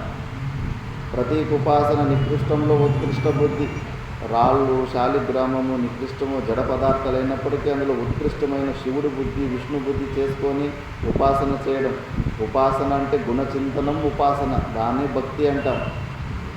జపము చేసుకోవడం అది కర్మ అంటారు. అది కర్మలోకి వచ్చేస్తుంది. చింతన చేసేది ఉపాసన, భక్తి కోటిలోకి వస్తుంది. అలా మనము ఆ ప్రతీక ఉపాసన, మళ్ళీ సంవర్గ ఉపాసన అంటే ఉత్కృష్టంలో నికృష్ట బుద్ధి. బ్రహ్మ చాలా ఉత్కృష్టమైన ఉపాధి. మనోబ్రహ్మేతి ఉపాసీత, నా మనసు ఆ బ్రహ్మ అని భావించుకొని ఉపాసన చేయడం. వీటికంతా స్వర్గలోకం వరకు ఫలాలు ఉంటాయి, బ్రహ్మలోకం కూడా ఉండదు. అహంగ్రీ ఉపాసన అయితే ఏ దేవుణ్ణి మనము ఉపాసన చింతన చేస్తుంటామో అది నా స్వరూపమే అయ్యింది అని. అహమేవ తద్, శివుడు అయి అంగన్యాస కరన్యాసకుల ద్వారా మన అంగాలన్నీ శుద్ధీకరణ చేసుకొని శివుడై శివుడు పూజ చేయాలి, విష్ణువై విష్ణు పూజ చేయాలి, దేవి అయి దేవి పూజ చేయాలి. ఇలా మనము అహంగ్రీ ఉపాసన చేసుకుంటే బ్రహ్మలోకం వరకు గతి ఉంటుంది. బ్రహ్మలోకంలో నువ్వు మోక్షేచ్ఛ ఉంటే అక్కడ నువ్వు క్రమముక్తిని పొందొచ్చు. అక్కడ బ్రహ్మదేవుడే ఆచార్యుడిగా ఉండి మళ్ళీ ఉపదేశం ద్వారా అక్కడ జీవన్ముక్తి స్థితిలో ఉండి కల్పాంతం వరకు బ్రహ్మతో పాటు ఉండి మళ్ళీ అక్కడ విదేహ కైవల్యాన్ని పొందొచ్చు. కాబట్టి ఉపాసన ద్వారా కూడా డైరెక్ట్ సాక్షాత్ మోక్షం లేదు, క్రమం ద్వారానే. అది అహంగ్రీ ఉపాసన చేస్తే బ్రహ్మలోకంకి వెళ్ళి అక్కడి నుంచి క్రమముక్తి ఉంది, కానీ డైరెక్ట్ మోక్షం లేదు. అందుకే బ్రహ్మాత్మైకత్వ బోధేన మోక్ష సిద్ధ్యతి నా అన్యత. జీవ బ్రహ్మ ఐక్య జ్ఞానము ద్వారానే ఈ మోక్షము సిద్ధిస్తుంది. దాన్నే ఒత్తి గురుగారు ఫస్ట్ నువ్వు ఎక్కడ ఎనర్జీ యూజ్ చేయాలి, యుద్ధం చేస్తే నువ్వు మనసుతోనే యుద్ధం చేయాలి. ఊరికే చేతులు కాళ్ళ ద్వారా చెమటలు పండించుకోవడం కాదు. మాకు పరిచయం ఒక సాధువు అక్కడ గంగోత్రిలో పైన ఒక గుహలో కూర్చొని జపమాలు కూడా లేకపోతే ఇట్లా వేలతోటి జపము చేసుకుంటూ లెక్క పెట్టుకుంటూ ఉంటే ఒక జటాధారి సాధు వచ్చి వీటికి ఒక్క దెబ్బ కొట్టాడంట. భయపడ్డాడంటే ఎవరు అని తెలియదంట. अरे ये उंगली डुंगली यहाँ नहीं चलेगा, यदि लड़ना है तो शेर से लड़ो. ఈ జపమాలలు అవి ఇవి ఇంత హైట్కి వచ్చి ఆహారం దొరకని ప్రదేశాల్లో ఇవి చేసుకుంటున్నావేంటి? యుద్ధం చేస్తే కన్నా సింహంతో యుద్ధం చేయంటే మనసుతోటి యుద్ధం చేయి, అక్కడ ఎనర్జీని ఇన్వెస్ట్ చేయి, అప్పుడు ఏమన్నా జరుగుతుంది. ఇవన్నీ కింద ప్లేన్లోనే కొద్దిగా అనుకూల పరిస్థితులు ఉన్న కాడనే మంచిగా అంతఃకరణ శుద్ధిని పొంది అక్కడ చేసుకొని రా. ఇంత హైట్కి వచ్చి మళ్ళీ అవే ఏబిసిడీలే చేసుకుంటున్నావు కదా అని. కాబట్టి ఈ జీవ బ్రహ్మ ఐక్యము ద్వారానే మనకు మోక్షం కలుగుతుందని గురుగారు ఒత్తి చెబుతున్నారు. ఆ ఐక్యము కూడా ఎలా అంటే, ఇప్పుడు ఈ గుడి కట్టక ముందు ఇక్కడ ఓపెన్ స్పేస్, దాన్ని కేవలం ఆకాశమైన ఒకే ఒక స్పేసే ఉంది. ఇప్పుడు ఈ గుడి కట్టిన తర్వాత temple space, room space, bathroom space, kitchen space, ఎన్ని స్పేసులు ఉత్పన్నమైపోయాయి, అనేక స్పేసులు ఉత్పన్నమైపోయాయి. ఎలాగైతే ఒకే స్పేసులో ఈ బిల్డింగ్ అనే ఉపాధి ద్వారా అనేక స్పేసులు ఉత్పన్నమైపోయాయో, ఆ బిల్డింగ్ మళ్ళీ డిస్మాంటిల్ అయిపోయిన తర్వాత మళ్ళా ఆ స్పేస్ కానీ సింగిల్ స్పేస్ కానీ ఎలా ఉంటాయో ఆ ప్రకారమైన ఐక్యం అంతే. వాస్తవికంగా పాలు చక్కెరపై పాలలో కలిసినట్టు ఒకటిపై ఇంకో దాంట్లో లయము కాదు, లయ ఇవ లయ, కేవలం ఆవరణ భంగం అవుతుంది అంతే. కుండ చేయకముందు అక్కడ ఒకే ఒక ఆకాశం ఉంటుంది, కుండ చేసిన తర్వాత కుండాకాశము అంటారు, పాట్ స్పేస్ అంటారు. ఆ పాట్ స్పేస్ బిగ్ స్పేస్లో మెయిన్ స్పేస్లో లయం అవ్వడం అంటే ఏంటి? ఆ కుండని బద్దలు కొడితే చాలు, ఆ స్పేస్ నడుచుకుంటూ పోయి ఏమి క్రియలు చేయదు, ఉన్న స్పేస్ అక్కడే ఉంటుంది. దాన్ని అట్లా పాట్ స్పేస్ పెద్ద స్పేస్లో ఎలా లయం అయిపోతుందో మనలో ఉన్న ఈ జీవభావం పోయి పరమాత్మ భావంలో వస్తుంది. కాబట్టి ఇలాంటి జీవ బ్రహ్మ ఐక్యము ద్వారానే మనకు మోక్షం లభిస్తుందని గురుగారు ఒత్తి చెబుతున్నారు. వీణాయా రూప సౌందర్యం తంత్రీవాదన సౌష్ఠవం ప్రజారంజన మాత్రం తన్న సామ్రాజ్యాయ కల్పతే అంటే ఒక దృష్టాంతం ఇస్తున్నాడు. ఇలా జీవబ్రహ్మ ఐక్యం గురించి అక్కడ నువ్వు పరిశ్రమ చేయకుండా అనవసరంగా ఏదేదో భిన్నమైన పరిశ్రమలు చేసుకుంటే నీకు ఈ మోక్షం రాదు అని. వీణాయా రూప సౌందర్యం, తంత్రి వాదన, అవన్నీ మ్యూజిక్ ఇవన్నీ ఎక్కువ ఆ టాలెంట్ ఉంటే అది ప్రజారంజన మాత్రం నీకు ఆ వీణా వాయించే టాలెంట్ ఉంటే నీవు సామ్రాజ్యం నీకు దొరకదు. సంగీతంలో విద్వానుడు కావచ్చు, కానీ నువ్వు సామ్రాజ్యం కావాలంటే యుద్ధాలు చేయాలి, ఎన్నో దేశాల మీద యుద్ధాలు చేసి గెలిచి నువ్వు సమ్రాటు అవుతావు, దానివల్ల సామ్రాజ్యం రాదు. అలాగే వాగ్వైఖరి శబ్దజరి శాస్త్ర వ్యాఖ్యాన కౌశలం వైదుష్యం విదుషాం తద్వత్ భుక్తయే నతు ముక్తయే. వాగ్వైఖరి, చాలామంది మోక్షం ప్రయత్నం కోసమని వచ్చి మర్చిపోతూ ఉంటారు, కేవలం టాలెంట్ని పెంచుకుంటూ ఉంటారు, ఇంకోరికి చెప్పే టాలెంట్ పెంచుకుంటుంటారు, కానీ లోపల వాళ్ళు ఆచరణలోకి తీసుకెళ్ళరు. శాస్త్రము కొద్దిగా ఇంటెలిజెన్స్ ఉంటే అన్ని శాస్త్రాలు చదివేయచ్చు, గ్రామర్ అవి ఇవని. కొంతమంది వాక్ ఎట్లంటే అనర్గళంగా మాట్లాడగలుగుతారు. మనకు ఒకసారి క్రియాపదులు అవి ఇవి కరెక్ట్ టైంకి అవి రావు, గుర్తుకు రావు. కొంతమందికి టకటకటగానే వచ్చేస్తూ ఉంటారు, చాలా అనర్గళంగా చెప్పగలుగుతారు. శబ్దజరి, నీళ్ళ దార వచ్చినట్లు కొంతమందికి శబ్దాలు బయటకు వస్తూ ఉంటాయి. శాస్త్ర వ్యాఖ్యాన కౌశలం, వ్యాఖ్యానం అంటే పదచ్ఛేద పదార్థోక్తి విగ్రహో వాక్యయోజన ఆక్షేపస్య సమాధానం వ్యాఖ్యానం పంచలక్షణం అని. వ్యాఖ్యానానికి 5 లక్షణాలు ఉంటాయి. పదచ్ఛేద, 2-3 పదాలు కలిసి ఒక పదంగా ఉంటాయి. గంగాజలం అని, గంగాయాహ జలం, గంగాజలం. ఇంగ్లీష్లో దీన్ని కాంపౌండ్ వర్డ్స్ అంటారు. ఒక్కొక్కసారి 4-5 పదాలు కలిసి ఒక పదం ఉంటాయి. ఆ పదాలని సంధి విచ్ఛేదం చేయాలి, దాన్ని పదచ్ఛేద అంటారు. మళ్ళా సంధి విచ్ఛేదం చేసిన తర్వాత ఇండివిజువల్గా ఆ పదాల అర్థాలు తెలుసుకోవాలి, దాన్ని పదార్థోక్తి అంటారు. విగ్రహ అంటే సమాసాలు, ఆ సమాసాలు ప్రకరణ చూసి మనము తెలుసుకోవాలి. తత్వమసి అని, త్వం అంటే నువ్వు, తత్ అంటే అది, నువ్వు ఆ పరమాత్ముడే అయి ఉన్నావు అని సమాసం. కానీ ఆ సమాసాలో ఎన్నో ప్రకారాలు ఉంటాయి. తస్యత్వం, నువ్వు ఆ పరమాత్ముడి అంశవి అన్న అర్థాన్ని కూడా తీసుకురావచ్చు. కాబట్టి అలాంటి సమాస శాస్త్రం ఉంటుంది. అలాంటి సమాసాల గురించి తెలుసుకోవాలి. వాక్య యోజన విభక్తులన్నీ ఉంటాయి. ఫస్ట్ కర్త ఉండాలి, మళ్ళా కర్మ, దాని తర్వాత ఇన్స్ట్రుమెంట్, విభక్తులు సాంస్క్రిట్ విషయం ఇది. అలా జోడించి చెప్పడము. మళ్ళా ఆక్షేపస్య సమాధానం, ఆక్షేపాన్ని ఉత్పన్నం చేసి ఈ వాక్యము దేని గురించి చెబుతుంది అని చెప్పేసి సమాధానం ఇవ్వడం. దీన్ని పంచవాక్యాన లక్షణాలు అంటారు. ఈ టాలెంట్ను కూడా పెంచుకుంటారు. కాకపోతే జీవ బ్రహ్మ ఐక్యం మాత్రం చేసుకోరు. అలాంటివన్నీ వైదుష్యం విదుషాం తద్వత్ భుక్తయే నతు ముక్తయే. ఈ టాలెంట్ పెంచుకుంటే నీకు ఈ లోకంలో నువ్వు మంచి మంచి ప్రవచనాలు చెప్పి పెద్ద ఆశ్రమాలు అవి ఇవి చేసి నీకు నీ పొట్టగా నీ కెరియర్ సెటిల్ కావచ్చేమో, కానీ మోక్షం మాత్రం కలగదు. అందుకే ఎక్కడ నువ్వు ఎక్సర్సైజ్ చేయాలో అక్కడే చేసుకోవాలి. మళ్ళీ అవిజ్ఞాతే పరే తత్వే శాస్త్రాదీతిస్తు నిష్ఫల, విజ్ఞాతేపి పరే తత్వే శాస్త్రాదీతిస్తు నిష్ఫల.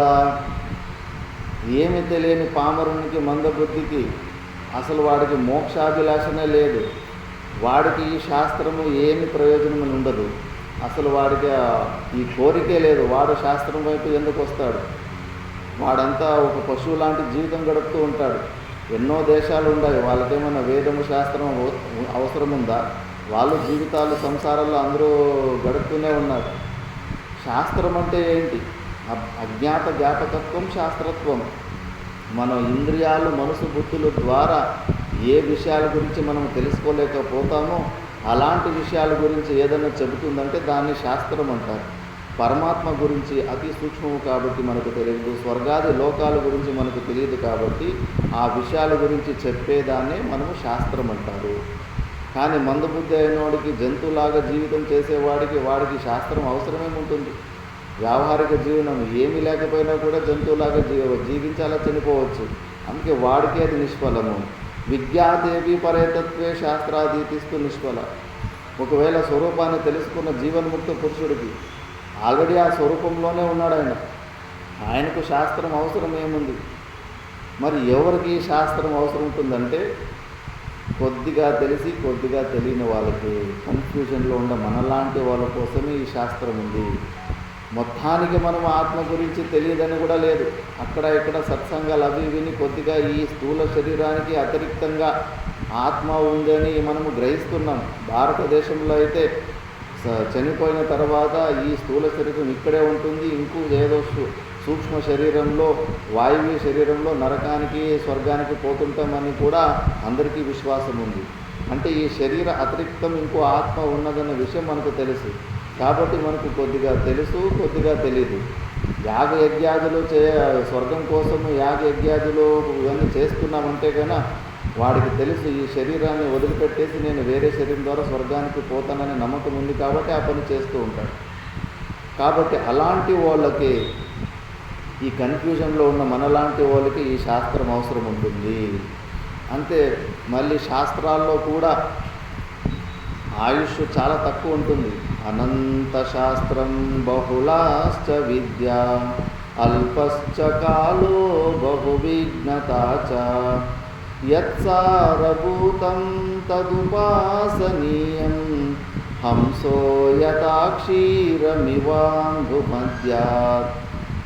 అల్పశ్చ కాలో, ఆయుష్ చాలా తగ్గుతూ పోతూ ఉంది. బహుళాశ్చ విద్య, ఇంకొక శాస్త్రం అంటావా, ఆశ, వ్యాకరణ శాస్త్రము, సాంఖ్య శాస్త్రము, యోగ శాస్త్రము నువ్వు చదువుకుంటూ పోతే ఒక్క జన్మ కూడా సరిపోదు. ఒక 10-100 జన్మలు ఎక్కితే కూడా పూర్తిగా కాదు స్టడీస్. అన్ని శాస్త్రాలు, అన్ని వెరైటీలు ఉన్నాయి ఇక్కడ విద్యలు.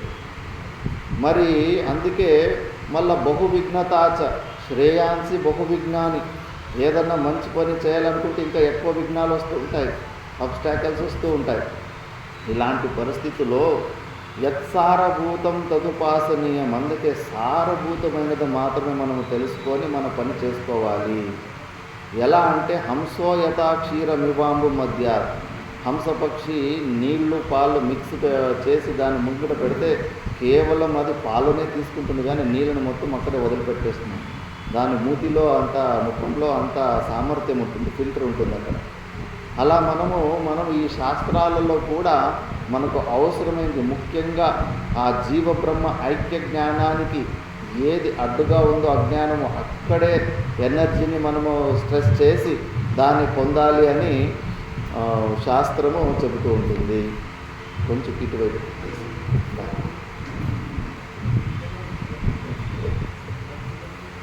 అందుకే ఈ శాస్త్రాలలో కూడా సమయం వ్యర్థం చేసుకోకూడదని గురుగారు శబ్దజాలం మహారణ్యం చిత్తభ్రమణ కారణం అత ప్రయత్నాద్యాతవ్యం తత్వజ్ఞాతత్వమాత్మనః.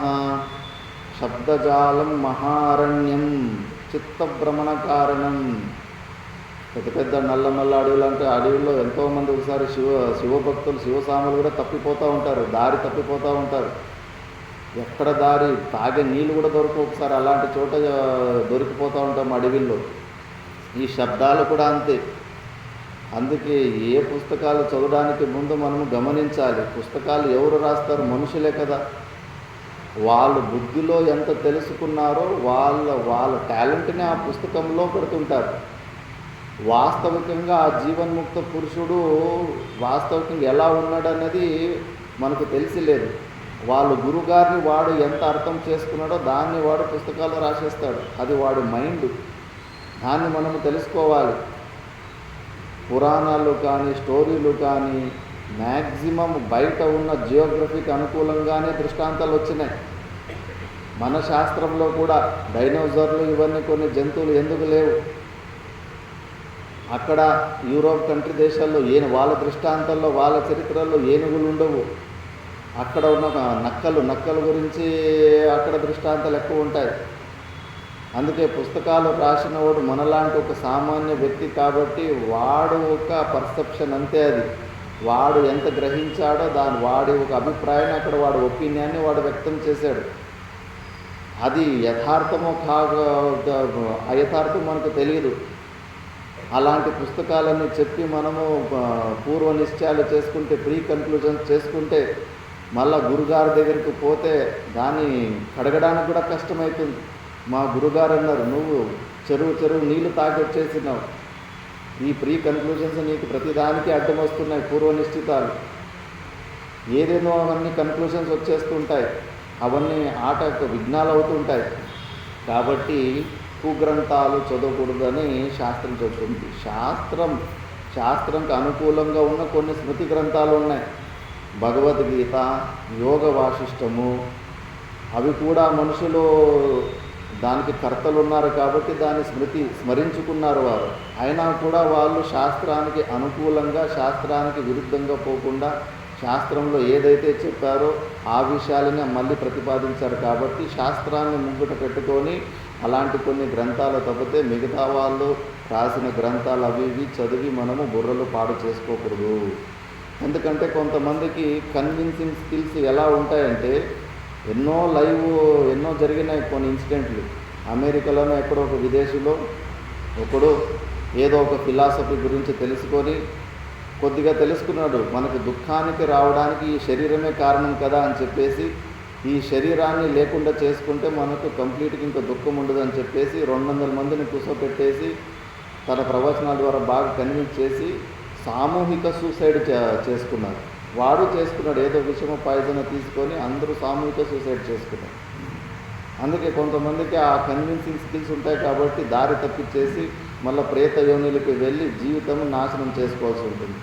అందుకే ఏది పడితే అది చదవడము, ఆ మతము ఈ మతము అని కాదు. భగవంతుడు భగవద్గీతలో సాక్షాత్తుగా చెప్తున్నాడు, కార్యకార్య వ్యవస్థితో శాస్త్రంతే ప్రమాణమని.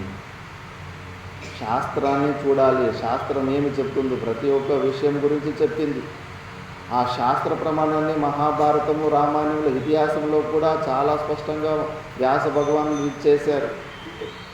బిడ్డ పుట్టినప్పటి నుంచి సచ్చే వరకు ఏమి చేయాలో ఏమి చేయకూడదని అన్ని విషయాల గురించి ఉంది అక్కడ.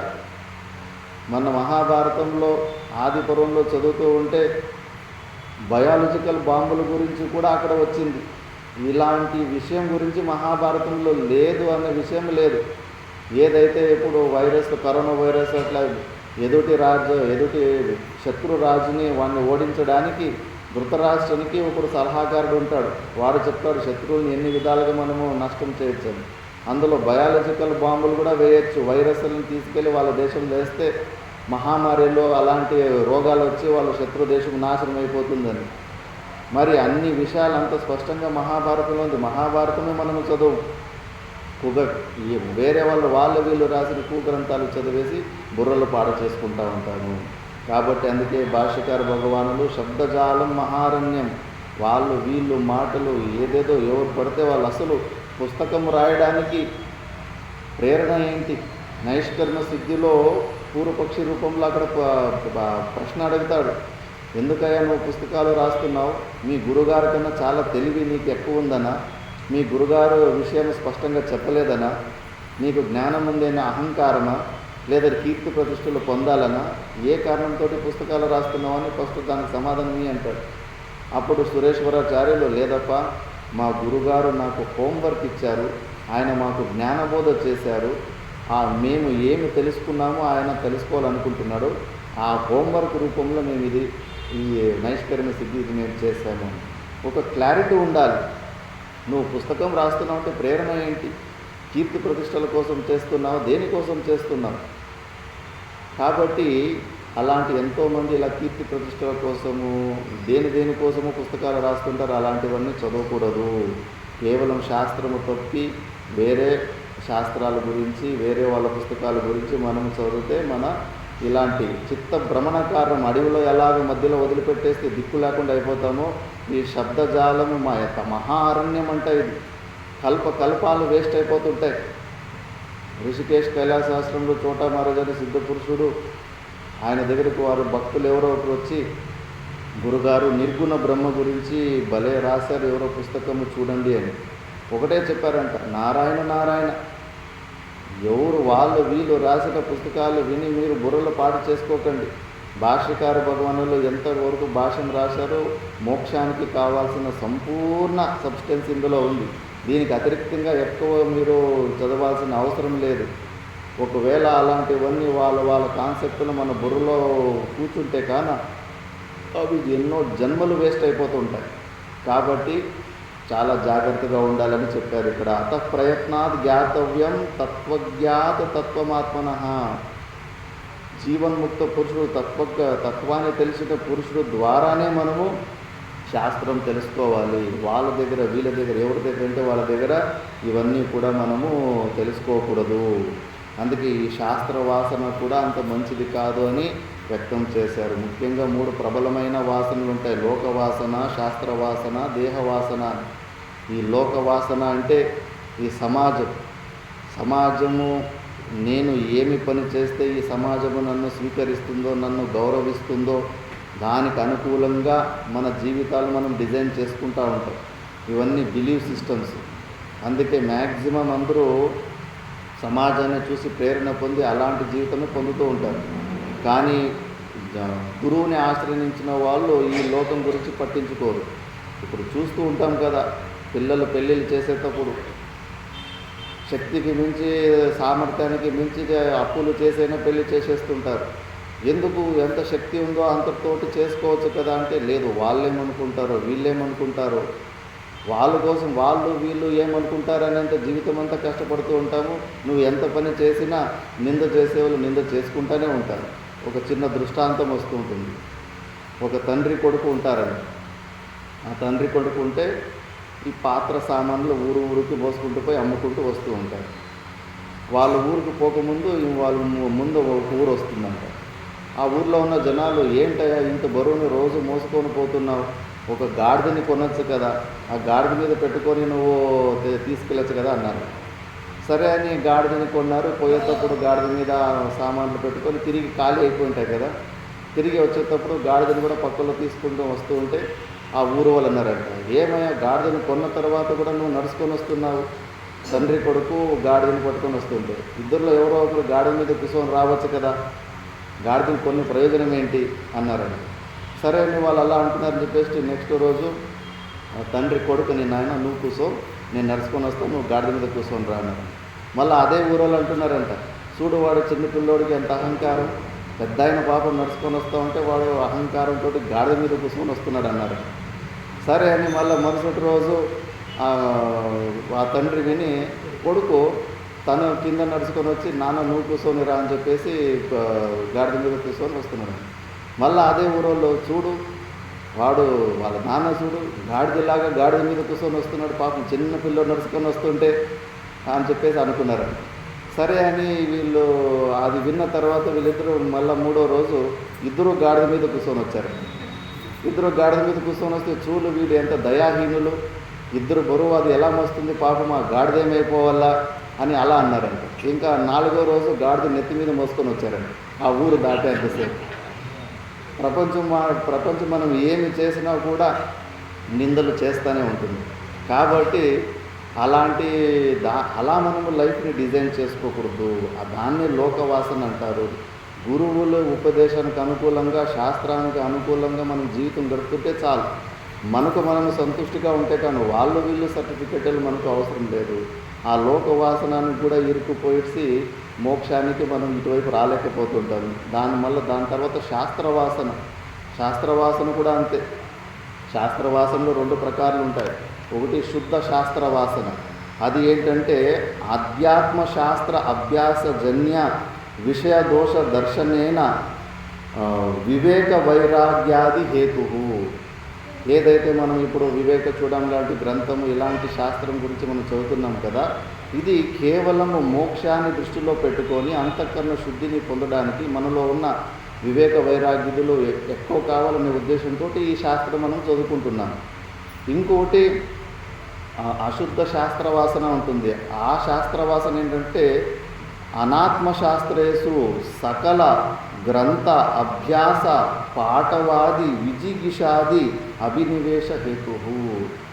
ఏమేమో గ్రంథాలు, ఆ శాస్త్రము, ఈ శాస్త్రము, సిద్ధిశాస్త్రం, నేను వ్యాకరణంలో మహాభాష్యం చదివానని ఒకరికన్నా ఒకరు నీకన్నా నేను గొప్ప అని చూపించుకోవడానికి, మళ్ళీ శాస్త్రార్థాల్లో ఇంకొన్ని ఎదుటి వారిని ఓడించాలనే ఉద్దేశంతో శాస్త్రాలు చదువుతూ ఉంటారు.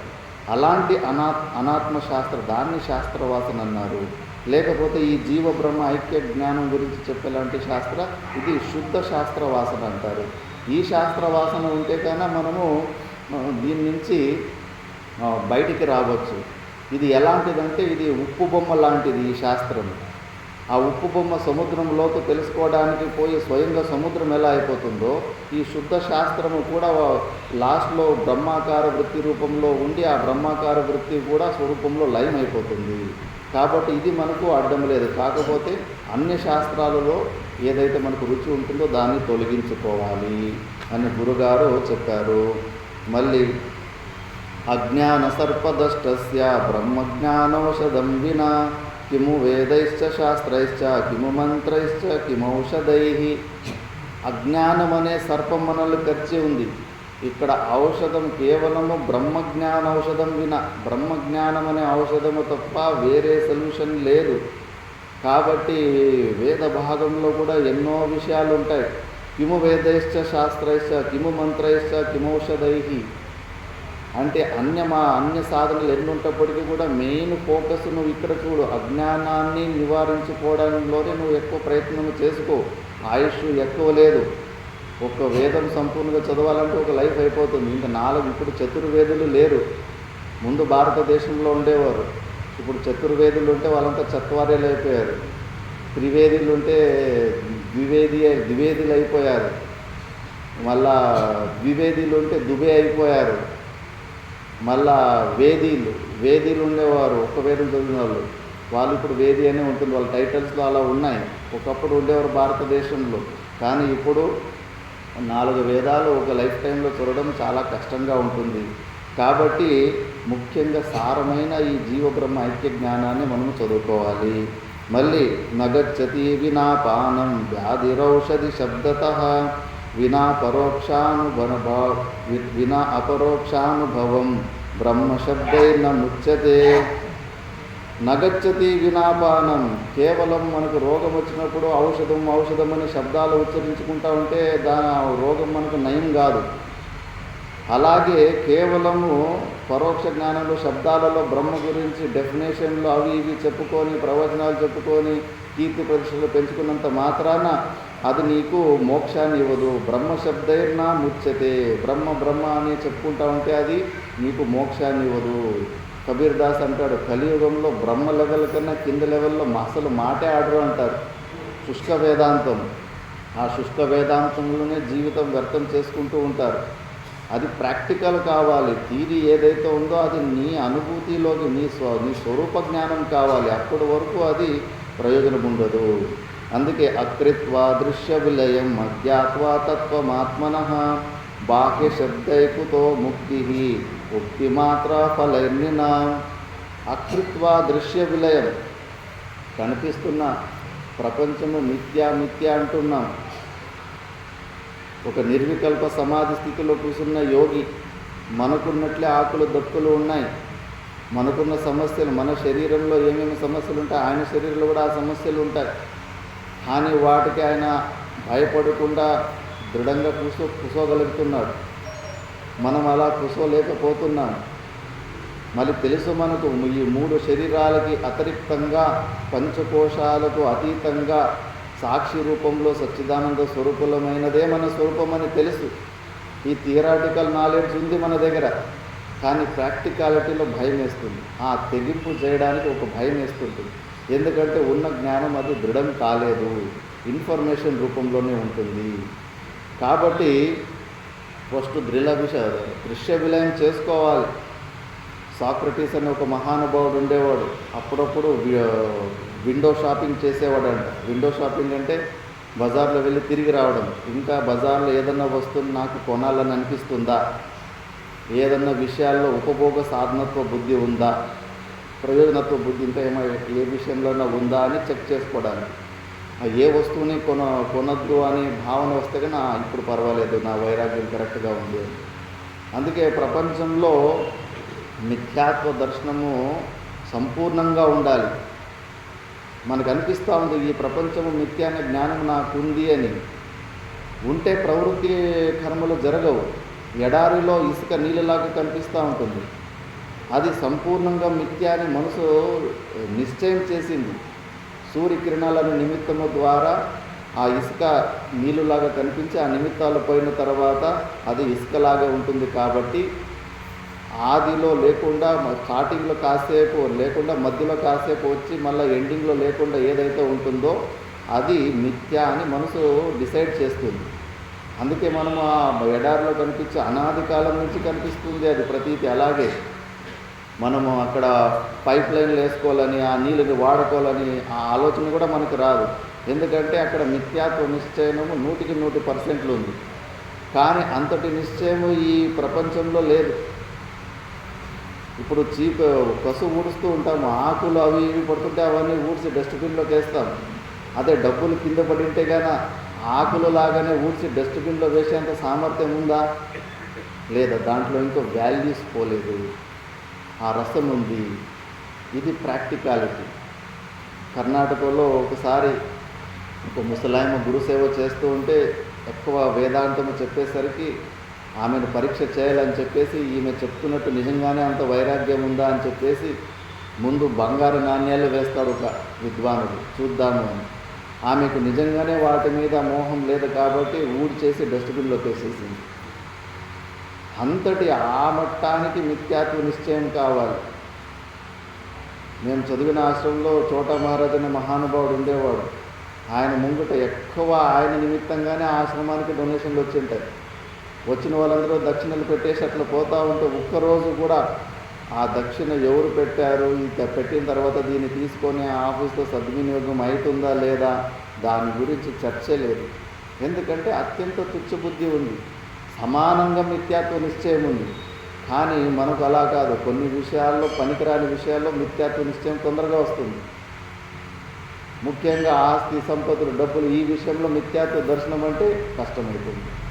అందుకే థియరీ నాలెడ్జ్కు ప్రాక్టికల్కు చాలా డిస్టెన్స్ ఉంటుంది.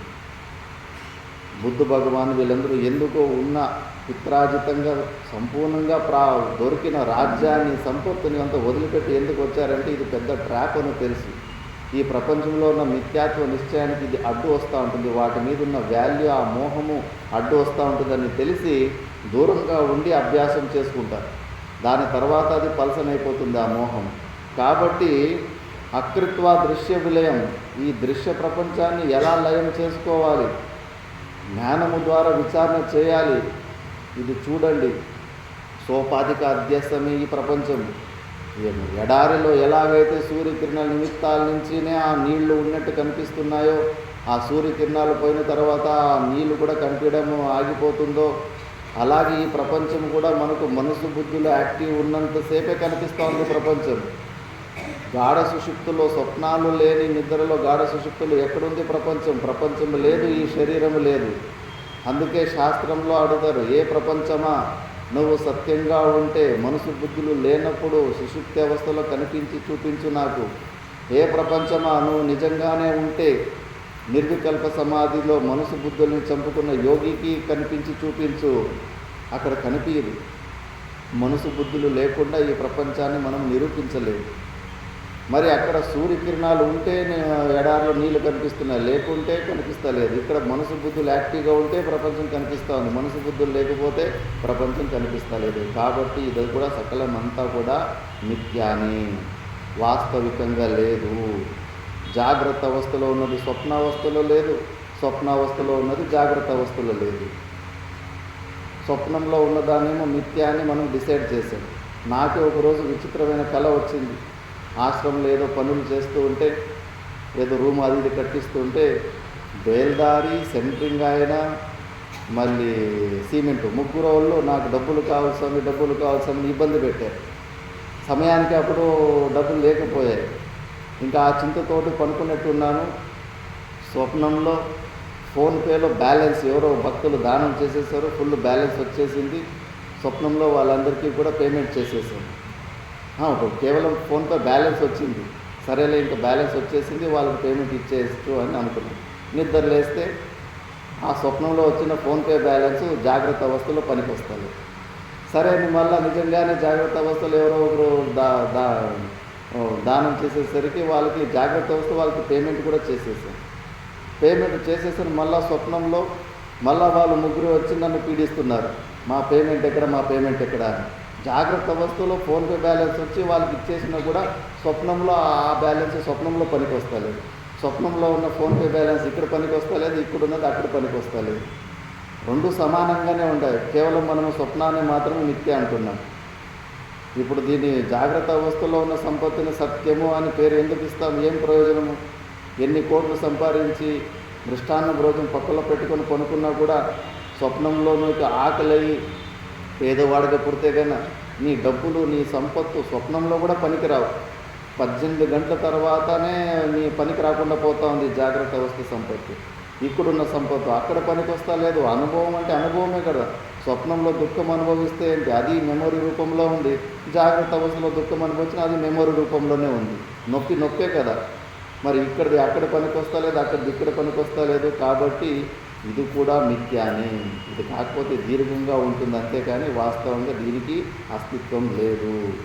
ఇలాంటి దృశ్య ప్రపంచాన్ని మెల్లమెల్లగా మిథ్యాత్వ నిశ్చయం చేసుకోవాలి, లయం చేసుకోవాలి.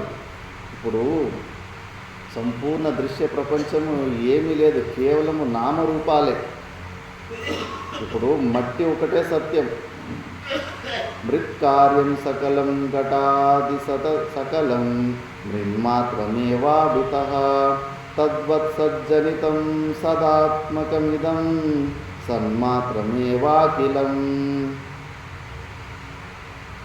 మట్టి నుంచి ఎన్ని వెరైటీ వస్తువులు చేసినా కూడా దాని కుండ అనొచ్చు, ఇటుక అనొచ్చు, ప్లేట్ అనొచ్చు, కానీ అవన్నీ కూడా మట్టే ఉంటుంది. ఆ నామరూపాలకి సపరేట్ సబ్స్టెన్స్ కాదు, మెటీరియల్ కాదు. ఆ కుండలో ఉన్న మన మట్టి మనం వెనక్కి తీసుకుంటే ఆ నామరూపాలు నిలబడడానికి ఎక్కడ ఆస్కారమే లేదు. కాబట్టి వ్యవహార యోగ్యం వస్తుంది కదా అని మనము వ్యవహారంలో పెట్టుకున్న పేరు, అంతేగాని వాస్తవంగా అది లేదే, నామరూపాలు లేనట్టే. అలాగే సకల ప్రపంచంలో ప్రతి ఒక్క వస్తువుకి నామం రూపం ఉంటుంది. ప్రతి ఒక్క వస్తువులో కూడా అస్థి, భాతి, క్రియ, నామ, రూప, ఈ 5 కాన్సెప్ట్లు ఉంటాయి. మరి ఆ నామరూపాలందరినీ కూడా ఎలా మనం లయం చేసుకోవాలంటే ఓంకారంలో మెల్లమెల్లగా మనం లయం చేసుకోవాలి. ఓంకారము అది బేసిక్ స్టార్టింగ్ సౌండ్ అంటారు. లోపల మన పట్టులో నుంచి గాలి బయటకు వచ్చినప్పుడు అన్ని సౌండ్ల అగ్రిగేట్ని ఓంకారం అంటారు. కంప్లీట్ ముఖాన్ని ఓపెన్ చేసి లోపల ఉన్న ప్రాణవాయువుని బయటకు వదిలితే ఆ అని వస్తుంది. కంప్లీట్ మూసుకొని నోరు మూసుకొని లోపల ఉన్న ప్రాణవాయువుని బయటకు వదిలిపెడితే ముక్కులో నుంచి అని మకారం అనుస్వారం వస్తుంది. మళ్ళా సగం ఓపెన్ చేసి లోపల నుంచి ప్రాణవాయువుని వదిలిపెడితే ఊ అని వస్తుంది. ఆ ఊ మా ఈ 3 అగ్రిగేట్ తీసుకున్నది దాన్ని ఓంకారం అంటారు. మళ్ళా లోపల ఉన్న ప్రాణవాయువు ఈ శబ్దాలు కూడా ఎలా ఉత్పన్నమయ్యాయి. అకుహ విసర్జనీయానాం కంఠః అంటారు.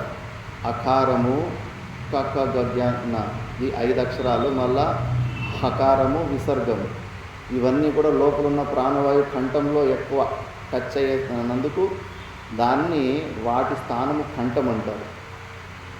మరి ఇచు యశానాం తాలు ఇకారము చవర్గము చచ్చ జజ్జన్న యకారము షకారము. ఆ లోపల మన నాలుకి ఈ పదాలని శబ్దాలు ఉచ్చరణ చేసేటప్పుడు నాలుకి తాలు అంటే మన పళ్ళు ఉంది కదా, పంటి పక్క పంటికి నాలుగు టచ్ అవుతూ ఉంటుంది. చ చ జ జ న నాలుగు నుంచి పైన కొద్దిగా చర్మం ఉంటుంది కదా, అక్కడ టచ్ అవుతూ ఉంటుంది. ప్రాణవాయువు వల్లనే ఆ నాలుగు అక్కడ టచ్ చేస్తూ ఉంటుంది. మళ్ళా రిటూరషాణం మూర్ధాని రికారము టవర్గము టట్ట డడ్డన్న మళ్ళీ వికారము. నాలుకి పళ్ళ కన్నా పైన లోపల చర్మం ఉంటుంది, పైన రి అక్కడ టచ్ అవుతూ ఉంటుంది. ఠాడ్ ఠాడ్ అని అన్నప్పుడు నాలుగు పైన టచ్ అవుతూ ఉంటుంది. అందుకే దాని స్థానము మూర్ధ అంటారు. మళ్ళా విశూల స్థానం దంతః అంటారు. లకారము తవర్గము సకారము అవి నాలుగు వచ్చి పళ్ళకు టచ్ అవుతూ ఉంటాయి. లా అన్నప్పుడంతా పంటికి టచ్ అవుతుంటాయి. అందుకే వాటి ప్లేస్ వచ్చేసి దంతం అంటారు. ఉపు పద్మానియానాం ఓష్టః అంటారు. ఉకారము పవర్గం పాప అని 2 పెదాలు టచ్ చేసే ఓష్టం, 2 పెదాలు టచ్ చేసేదాన్ని ఉచ్చారణ చేసుకోవాలి. కాబట్టి లోపల ఉన్న ప్రాణవాయువు బయటకు వచ్చినప్పుడు రకరకాల ప్లేస్లో టచ్ అయినప్పుడు ఈ శబ్దాలు ఇవన్నీ ఉత్పన్నమయ్యాయి. మళ్ళీ నువ్వు ప్రపంచంలో ఏ వస్తువు అన్నా చెప్పు, మీరు ఆ వస్తువుకి మనము నామాల ద్వారా వాటిని మనం వర్ణన చేసుకోవచ్చు. కాబట్టి ఈ నామరూపాలు ఎలాగో లేవు కాబట్టి, మిథ్య కాబట్టి, సంపూర్ణ నామరూపాలకు మూలము శబ్దాలే కదా. ఈ అన్ని శబ్దాలకు బేసిక్ సౌండ్ ఓంకారమే కదా. ఇలా బయట ఉన్న నామరూపాలని శబ్దాలని ఓంకారంలో లయం చేసుకొని ఆ ఓంకారం ఉచ్చారణం చేస్తూ ఉండాలి. అందులో ఉపాసన ఉంది. 3 అవస్థల గురించి కూడా చింత చేయొచ్చు.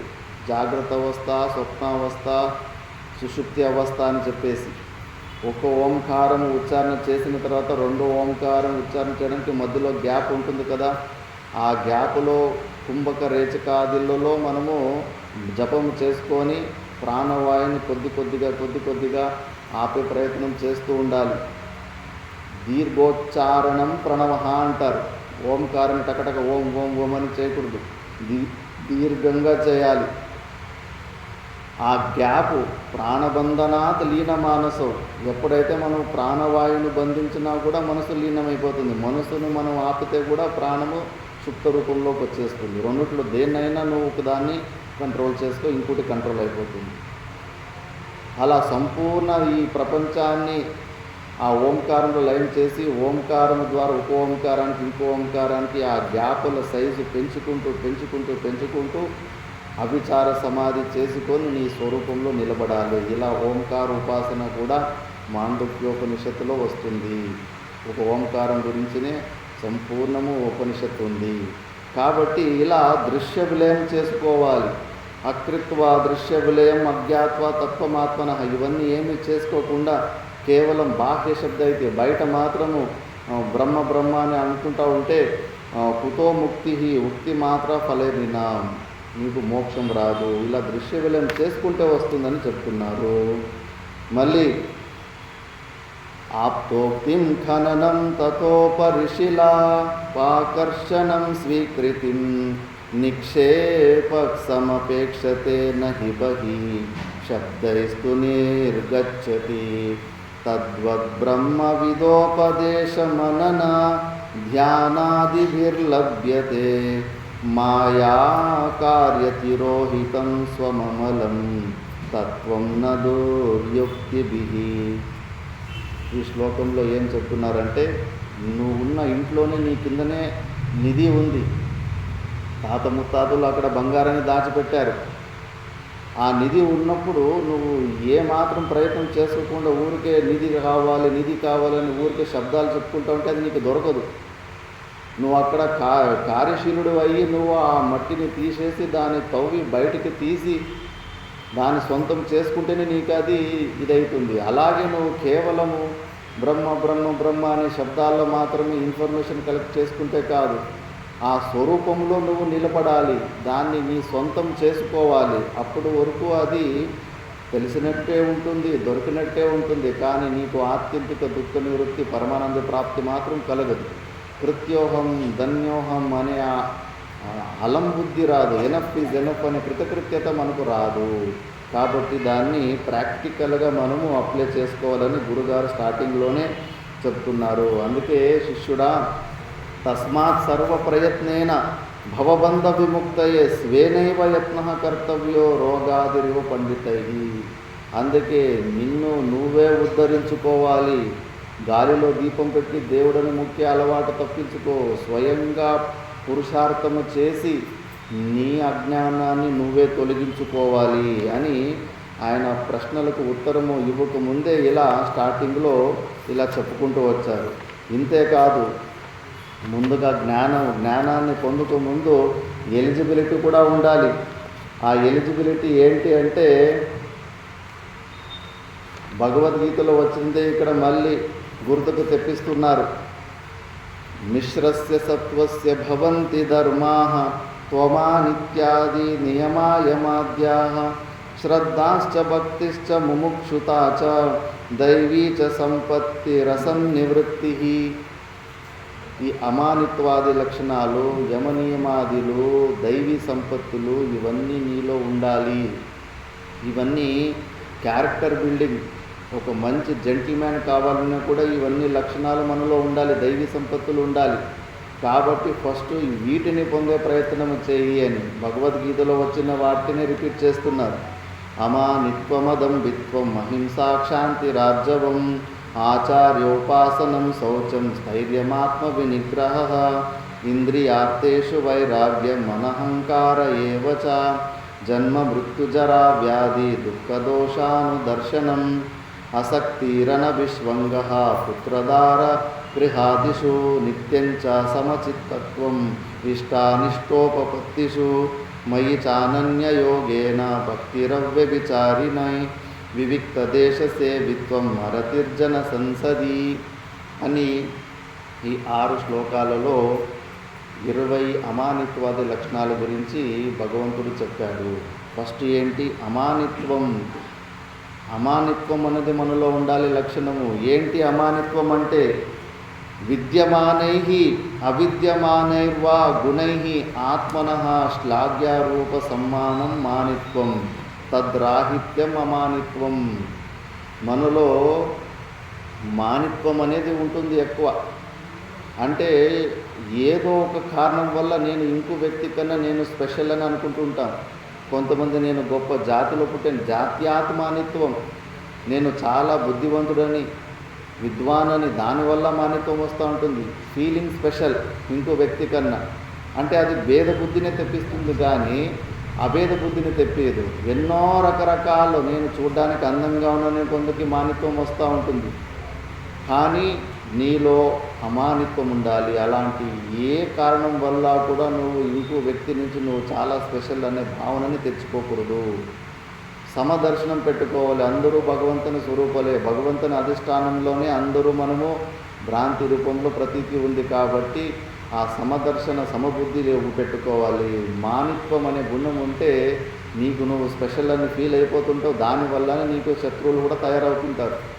నీకు నువ్వు గొప్ప అనుకుంటా ఉంటే దానివల్లనే నిన్ను చూస్తే ఇంకోరికి కోపం వస్తూ ఉంటుంది. అందుకే కాబట్టి ఈ అమానిత్వం అనేది మనలో ఉండాలి. దాని తర్వాత అధంబిత్వం, దంభాచారము లేనితనము. ఖ్యాతి లాభ పూజార్థం స్వధర్మ ప్రకటనం దంభ తద్రహితత్వం. మనం ఏది మన దగ్గర ఒక క్వాలిటీ కానీ ఏదైనా ఒకటి వస్తే ఒక 10 మందికి చూపించుకోకుండా పోతే అసలు మనకు సాటిస్ఫాక్షనే ఉండదు. ఏదైనా కొత్త బట్టలు కొని పోతుంటాం, అది బట్టలు చూసి అబ్బా చాలా బాగుందని ఎవరు ఆ రోజు పొగడకుండా పోతే సెల్ఫ్ డౌట్ వచ్చేస్తుంది, అసలు ఈ బట్ట బాగలేదేమో అని చెప్పేసి. ఏమి చేసినా కూడా ఎక్కువ చూపించుకుంటూ ఉంటాం, దాన్నే దంభిత్వం అంటారు. ఆ దంభిత్వం వల్ల మనకు మోక్ష సాధనకు విఘ్నం వస్తూ ఉంటుంది. దంభాచారం ఉండకూడదు. స్వఖ్యాతి లాభ పూజార్థం స్వధర్మ ప్రకటీకరణం దంభ. వాళ్ళ దగ్గర ఉన్న టాలెంట్ని ఎత్తి చూపించుకుంటూ ఉంటారు, అలా చూపించుకోకూడదు. ఎంత ఎదిగినా కూడా ఇప్పుడు చెట్లున్న కాయ ఎలాగ కొమ్మలు కిందికి వంగి ఉంటాయో అంత వినయతని ఎక్కువ పొందుతూ ఉండాలి. ఏది వచ్చినా కూడా మనలో వేరియేషన్స్ కనిపిస్తూ ఉండకూడదు. కాబట్టి మళ్ళీ దాని తర్వాత అహింస, త్రికరణయ పరపీడావర్జనం అహింస. అహింసను కూడా మనం పాటిస్తూ ఉండాలి. ఇవి మిలిటరీలో ఉన్న వాళ్ళు దీన్ని పాటించడానికి లేదు, అక్కడ ధర్మహింస. అది ధర్మహింస తథైవచ, అహింసో పరమో ధర్మ, ధర్మహింస తథైవచ. ధర్మ కోసం వాళ్ళు అక్కడ క్రూరమైన కర్మ చేయాల్సిందే. కాకపోతే మనము ఎంత సాధ్యమైతే అంత మనసా వాచ కర్మన ఇంకోరికి ఇబ్బందులు పెట్టకుండా చూసుకోవాలి. ఎందుకంటే ఉన్నది ఒకటే స్వరూపమే. మనము చేసిన కర్మలు మళ్ళీ మనకే బౌన్స్ బ్యాక్ ఎందుకు అవుతున్నాయంటే ఉన్నది ఒక సచ్చిదానమైన పరమాత్ముడే. మన చేతిని కొట్టుకుంటే మనకే నొప్పేస్తుంది, మన నాలుకని కొరికితే మనకే నొప్పేస్తుంది. కాబట్టి మనము అది వేరే శరీరం అనుకుని హింస పెట్టినా కూడా అది మళ్ళా మనకు మన శరీరానికి వాపసు వస్తుంది. కాబట్టి నువ్వు అలాంటి హింసను పొందకుండా ఉండాలంటే నువ్వు ఈ అహింసా తత్వాన్ని పాటించాలి. ఎంత సాధ్యమైతే అంత ఇంకోరికి ఏ జీవికి కూడా హింస పెట్టకుండా జీవించే శైలిని మనం వెతుక్కోవాలి. మళ్ళీ శాంతి పరైరభిభూయమానస్యాపి తాన్ ప్రతి అవికృత చిత్తత్వం. ఓపిక చాలా ఉండాలి. ఇతరుల ద్వారా వాళ్ళు మనసావాచ కర్మ ఇబ్బందులు పెట్టినప్పటికీ కూడా దానికి చాలా డిప్రెషన్కి పోకుండా న్యూట్రల్గా ఉండి వాటి వల్ల డిస్టర్బ్ కాకుండా ఉండేలాంటి తత్వము. అన్నీ మనం అనుకున్నట్లు జరగవు. మనం ఎన్నో అనుకుంటుంటాం, సంకల్పాలు చేస్తుంటాం, అన్నీ మనం అనుకుంటే జరగవు. కాబట్టి ఎలా జరుగుతుందో దాన్ని స్వీకరించేసి మనము ఆ శాంతిని, ఫోర్బెరెన్స్, ఆ శక్తిని పెంచుకుంటే మాత్రము శాంతంగా ఉండగలుగుతాము. ఈ ధర్మం ఉండాలి. మళ్ళీ ఆర్జవం, స్ట్రైట్ ఫార్వర్డ్నెస్. మనోవాక్కాయానాం ఐక్య రూప్యం ఆర్జవం. మనసా వాచకరణ, మనసులో ఏది ఆలోచిస్తున్నామో అదే మన మాటల్లో ఉండాలి. మాటల్లో ఏది చెబుతామో అదే కార్యరూపంలో చేసి చూపించాలి. కన్నడ భాషలో ఒకటి యుక్తి ఉంది, నడదంతే నుడి ఇదే జన్మ కడే అని. నువ్వు అన్న మాట ప్రకారంగా నడుచుకో, ఇదే జన్మ నీకు లాస్ట్ అయిపోయిందంటే నీకు మోక్షమే వచ్చేస్తుంది అని. కానీ ఈ అభ్యాసము చాలా అలవాటే వెళ్ళిపోయింది. ఇప్పుడు స్ట్రైట్ ఫార్వర్డ్నెస్ లేనే లేదు. మనసులో ఒకటి ఊహిస్తూ ఉంటాము, మాటల్లో ఒకటి చెబుతూ ఉంటాము, చెప్పిన మాట ఒకటి చేసేది ఒకటి చేస్తూ ఉంటాము. అలా ఉండకుండా మూడిట్లో కూడా ఒకేలాగే ఉండాలి. దాన్ని ఆర్జవం అంటారు. ఎందుకంటే నువ్వు ఈ గుణాలు లేకుండా గురువు దగ్గరకు పోతే గురువుకి ఇవన్నీ కనిపిస్తూ ఉంటాయి. వీడు అబద్ధం చెబుతున్నాడు అని తెలిసిన తర్వాత ఆ గురువు కృప నీకు దొరకదు. గురువు దగ్గరికి యోగ్యతను పొందడానికి ఫస్ట్ నీ దగ్గర ఈ క్వాలిటీస్ అన్నీ ఉండాలి. దాని తర్వాత ఆచార్యోపాసనం, ప్రణిపాత పరిప్రశ్న సేవాదిభి ఆచార్యానువర్తనం ఆచార్యోపాసనం. ఇది జీవితంలో ఒక టర్నింగ్ పాయింట్. ఆచార్యులని మనము గురువుల దగ్గరికి వెళ్ళి గురువుల మీద శ్రద్ధను పొందాలి. ఇది చాలా కష్టము. ఎందుకంటే ఉపదేశానికి గురు పరంపర నుంచి గురుముఖంగా వస్తే దానికి పవర్ ఉంటుంది. ఒకసారి ఒక రాజుకు ఏంటి మధ్యలో ఈ దల్లాలీలు ఎందుకు, శబ్దం అంటే శబ్దం, పుస్తకాలు చూసుకొని మేము జ్ఞానాన్ని ఆ పరమాత్మని మేము పొందుతాము అని ఒక మాట అంటాడంట. తన మంత్రికి ఈ రాజుకు ప్రాక్టికల్గా బుద్ధి చెప్పాలని చెప్పేసి అక్కడ ఒక సేనాధిపతి నిలుచుకో ఉంటాడు. సేనాధిపతి ఈ రాజును బంధించు అంటాడు. ఆ సేనాధిపతి బిత్తరపోయి చూస్తుంటాడు కానీ అసలు బంధించలేకపోతుంటాడు. 3 సార్లు చెబుతాడు, అయినా కూడా బంధించలేకపోతాడు. రాజుకు కోపం వచ్చి ఏదో కుటిల ప్రయత్నం చేస్తున్నాడు మంత్రి అని అదే సేనాధిపతి ఈ రాజును బంధించు అని చెప్తాడు. చెప్పిన వెంబడే టక్కన ఒకేసారిపై గట్టిగా పట్టుకుంటాడు. అప్పుడు మంత్రి అరుస్తాడంట, ఒక్క నిమిషం రాజా అని. ఏంటి అంటే, చూడండి శబ్దం నేను ఒకటే పలికాను, నేను 3 సార్లు పలికితే అది పని చేయలేదు, మీరు ఒక్కసారి చెప్తే ఎంత తొందరగా పనిచేసింది. శబ్దం ఒకటే అయినప్పటికీ కూడా ఏ వ్యక్తి ద్వారా వస్తుందో దానికి ఒక స్పెషల్ పవర్ ఉంటుంది. కాబట్టి ఆ ఆచార్యుల ద్వారానే మనము, ఆచార్యుడు అంటే ఎవరు? ఆచార్యవాన్ వేదో పురుష. భాష్యకార భగవానులు ఏది కపోల కల్పన చేయరు, శాస్త్ర ప్రమాణం ఉంది. ఆచార్యాదేవ విద్యా సాధిష్టం భవతి. ఆచార్యుడి ద్వారా వచ్చిన విద్య ఫలీభూతం అవుతుంటుంది. సొంతంగా చదువుకుంది అది జ్ఞానానికి అది మన పనికి రాదు అది. కాబట్టి ఆచార్యవాన్ వేద పురుష అంటే ఎవరైతే ఈ స్వరూపాన్ని తెలుసుకొని అందులోనే ఉండి ఆచరణలో ఉంటాడో అలాంటి ఆచార్యుని దగ్గరికి పోయి ఆయన దగ్గర ఉపదేశము పొందాలి అనే ఒక అద్భుతమైన ఆ మనస్తత్వాన్ని మనం పొంది ఉండాలి. అప్పుడు మనకు స్టార్ట్ అవుతుంది. మళ్ళీ శౌచం, శుచిత్వం, బాహ్యమలాన మృజ్జలాభ్యాం అంటే శౌచంలో అంతర్శౌచం, బాహ్య శౌచం అని 2 ప్రకారాలు ఉంటుంది. ఈ శరీరాన్ని మన పరిశ్రమాన్ని అంతా మృజ్జలాది అంటే మట్టి నీళ్ళ ద్వారా, అంటే మట్టి ప్లేసులో సాబునులు కూడా మనం అనుకోవచ్చు. దాని ద్వారా శుభ్రంగా పెట్టుకోవాలి. మన చుట్టూ ఉన్న వాతావరణం కూడా నీట్గా పెట్టుకోవాలి. మన మనసును మన చుట్టూ ఉన్న శుభ్రత చూపిస్తూ ఉంటుంది, మన మనసు ఎంత నీట్గా ఉంది అని. మేము మా గురుగారి దగ్గర ఉన్నప్పుడు గురుగారు ఈ శౌచం గురించి చాలా స్ట్రిక్ట్గా ఉండేవారు. దుమ్ము కూడా కనిపించకూడదు. మేము ఆ గురుగారికి భయపడేసి ఆ కొసువంతా ఊడ్చి ఒక మూలకు దాచిపెట్టేవాళ్ళం డోర్ వెనకాల. గురుగారు వచ్చి చెక్ చేసేవారు, రూములు నీట్గా పెట్టుకున్నారు లేదా, బుక్కులని నీట్గా జోడించారా లేదా. ఆ డోర్ తెరిచి ఆ మూలకే చూపించేవారు, చూడు నీ మనసు కూడా ఇలాగే ఉంది, బయటకి నువ్వు మంచివాడవని చూపించుకోవాలనుకుంటున్నావు కానీ లోపల ఇంతే చెప్తా ఉంది. ఇది నీ మనసు బయట ఇలా కనిపిస్తుంది, కార్యరూపంలో కనిపిస్తూ ఉంది. లేదు, ఫస్ట్ స్థూల రూపంలో శౌచానికి చాలా పెద్ద రిజల్ట్ ఉంది. శౌచస్య ఫలం కిం అంటే స్వ అంగ ప్రతి జిగుప్స పరైహి అసంసర్గ. మనకిప్పుడు ఈ శరీరం మీద వైరాగ్యం వస్తలేదు కదా, కానీ శౌచాన్ని శాస్త్రం చెప్పినట్లు ఆచరణ చేస్తే, మూత్ర విసర్జన చేస్తే, చేతులు కాళ్ళు కడుక్కొని ముఖం కడుక్కోవాలి, మల విసర్జన చేస్తే వేసుకున్న బట్టలతో పాటు స్నానం చేసుకోవాలి. ఇలా స్ట్రిక్ట్గా మనము శౌచాచరణ చేస్తూ ఉంటే కానీ మనకు ఈ శరీరం మీద విరక్తి పుడుతుంది. స్వ అంగ ప్రతి జిగుప్స. ఏంటి ఈ శరీరము ఇంత పార్కులో దుర్గంధం బయటకు వస్తూ ఉంటుంది. ఇప్పుడు ఎండాకాలం అయితే కన్నా మొత్తం అంతా శరీరం అంతా తూట్ల గిన్నె ఉన్నట్లే అన్ని పార్టుల నుంచి లీక్ అవుతూ ఉంటుంది చెమట, దుర్గంధమే దుర్గంధం. ఈ శరీరాన్ని ఎంత క్లీన్ చేసుకున్నా కూడా మళ్ళీ ఇది గలీజ్ అయిపోతూ ఉంది. ఇలాంటి శరీరంలో ఇరుక్కుపోయాను ఏంటి అని చెప్పేసి మళ్ళీ పరైహి అసంసర్గ. ఇంకోరిని టచ్ చేయాలని కూడా అనిపించదు. అప్పుడు ఇంక మోహం, ఇంక టచ్ చేయాలనే భావన వచ్చినప్పుడు ఇంకో వ్యక్తి మీద మనకు మోహమే పోదు కదా. మనకు సమస్య అహమ్మమ భావాలే కదా. ఈ శరీరంతో ఉన్న తాదాత్మ్యము, మనకన్నా భిన్నగా ఉన్న బంధువుల మీద వాళ్ళ మీద ఉన్న మోహమే మనకు అడ్డం వస్తూ ఉంది మోక్షాన్ని పొందడానికి. మరి ఒక శౌచాచరణ చేస్తేనే స్వాంగ ప్రతి జిగుప్స, ఈ అహంభావము కూడా పలసనవుతూ ఉంటుంది. పరైహి అసంసర్గ, ఇతరులు మనకన్నా భిన్నంగా ఉన్న వాళ్ళ మీద ముట్టుకోవాలని కూడా అనిపించదంటే కానీ ఇంకా మోహం తప్పకుండా ఉండదు, మోహం కూడా వెళ్ళిపోతూ ఉంటుంది. కాబట్టి శాస్త్రం చెప్పిన విధానంగా మనము ఈ శౌచాన్ని ఆచరిస్తూ ఉంటే ఇంత మంచి ఫలాలు ఉంటాయి. ఇలా మనం మళ్ళీ అంతర్శౌచం అంటే ఇలా శ్రవణ మననాదుల ద్వారా ఈ దైవీ సంపత్తులు, అమానిత్వాది లక్షణాలు పొందే ప్రయత్నము ద్వారా లోపలున్న మన మనసు కూడా చాలా నిర్మలంగా చేంజ్ అవుతూ ఉంటుంది. చాలా ఎఫెక్ట్ ఉంటుంది. ఈ శబ్దాలు సామాన్యము కాదు.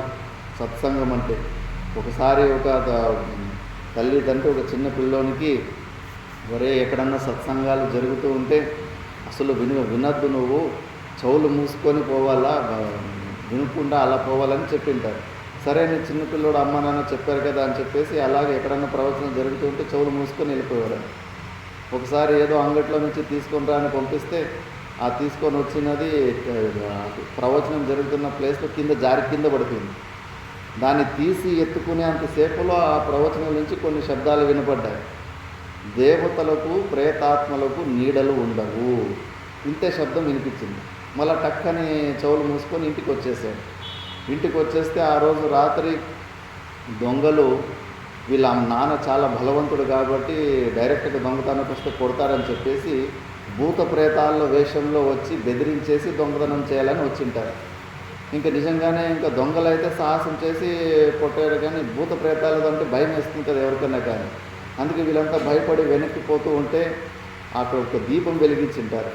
ఈ భూత ప్రేతాల్లాగా నటిస్తున్న దొంగలు ఆ దీపం ముందు వచ్చేసరికి వాళ్ళ నీడబడేసరికి ఆ పిల్లగాడ అక్కడ విని ఉండి కదా, తొందరగా వాళ్ళ నాన్నకి, నాన్న ఈ భూత ప్రేతాలు కాదు వీళ్ళు దొంగలు అని. అప్పుడు కొడుకు చెప్పిన ఏదో క్లారిటీ వీనికి కనిపించిందని చెప్పేసి ధైర్యంతో వెళ్ళి చూస్తే నిజంగానే దొంగలు. వాళ్ళు మళ్ళీ కొట్టి తరిమేసరికి వాళ్ళు పారిపోతారు. తండ్రి అడుగుతాడు, వరే వీళ్ళు భూత ప్రేతాలు కాదు దొంగలనే విషయం నీకెలా తెలిసిందిరా అని అడుగుతాడు. లేదు నాయన, మీరైతే ప్రవచనం జరుగుతున్న కాడ అసలు వినద్దని చెప్పిండ్రి, ఇలా పొట్లం కింద పడిపోయేసరికి నాకు ఈ శబ్దాలు అక్కడ వినిపించే, దేవతలకు ప్రేతాత్మలకు నీడలు ఉండవు అని వినిపించింది. అందుకే ఇక్కడ వాళ్ళు దీపం ముందు వచ్చేసరికి వాళ్ళకి నీడ పడింది కాబట్టి వీళ్ళు ప్రేతాత్మలు కాదు దేవతలు కాదని తెలిసింది, అందుకే దాని ద్వారా చెప్పాను. అప్పుడు వాళ్ళ అమ్మ నాన్న, అయితే నువ్వు సత్సంగాలు ఉన్నప్పుడు సత్సంగంలో బాగా వెళ్ళు నాయన, సత్సంగంలో మనకి ఇహలోక పరలోక అన్నీ మనకు అనుకూలము మంచి విషయాలే ఉంటాయి, కానీ మనల్ని పాడు చేసే విషయాలు ఉండవని అర్థమవుతుంది. ఒక్కొక్క శబ్దం అలా వింటే మన జీవితాలే మారిపోతాయి.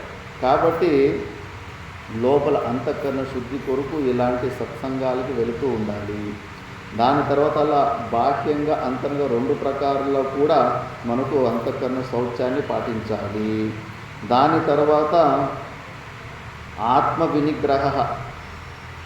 వినిగ్రహ అంటే ఫస్ట్ ఆత్మ వినిగ్రహ అంటే మన స్వరూపం గురించి, మోక్షం గురించి అన్ని ఇంద్రియాలని దానికే వినియోగిస్తూ ఉండాలి. ప్రయారిటీ ఫస్ట్ ఇలా ఉండాలి. పర్పస్ ఆఫ్ లైఫ్, మనిషి జన్మ ఎందుకు వచ్చిందంటే ఆత్యంతిక దుఃఖ నివృత్తి పరమానంద ప్రాప్తిని పొందడానికి వచ్చింది. తెలుసో తెలుకో మనం అందరూ ఉద్యోగాలు, వ్యాపారాలు, పరిశ్రమాలని ఆ పరమానందాన్ని పొందడానికే మనం ప్రయత్నం చేస్తున్నాం. శాస్త్రం కూడా నువ్వు ఎంతో పరిశ్రమతోటి వెతుకుతున్న పరమానందాన్ని నీకు ఇప్పియాలని ప్రతి ఒక్క వైదిక కర్మలో కూడా దీన్ని ఇప్పియాలనే ప్రయత్నము ద్వారానే మహానుభావులు కూడా మనకి శాస్త్రం ఇచ్చారు. కాబట్టి ఇది మెయిన్ గోల్ ఉండాలి. మనిషి జన్మ వచ్చింది మోక్షాన్ని పొందడానికి అని చెప్పేసి, ఆ మోక్షాన్ని పొందడానికి నాలో అజ్ఞానం ఉంది కాబట్టి శ్రవణ మనం నిధిధ్యాసనాలు చేసుకోవడానికి ఈ శరీరం ఉండాలి, శరీరంలో స్వస్థత శక్తి ఉండాలి. మరి ఈ శరీరం మెయింటెనెన్స్ చేయాలంటే కానీ ఏదో ఒకటి కర్మ చేయాలి, ఏదో ఒకటి ఉద్యోగం, ఏదో ఒకటి ఈ శరీరం మెయింటెనెన్స్ కోసం చేసుకుంటూ ఉండాలి.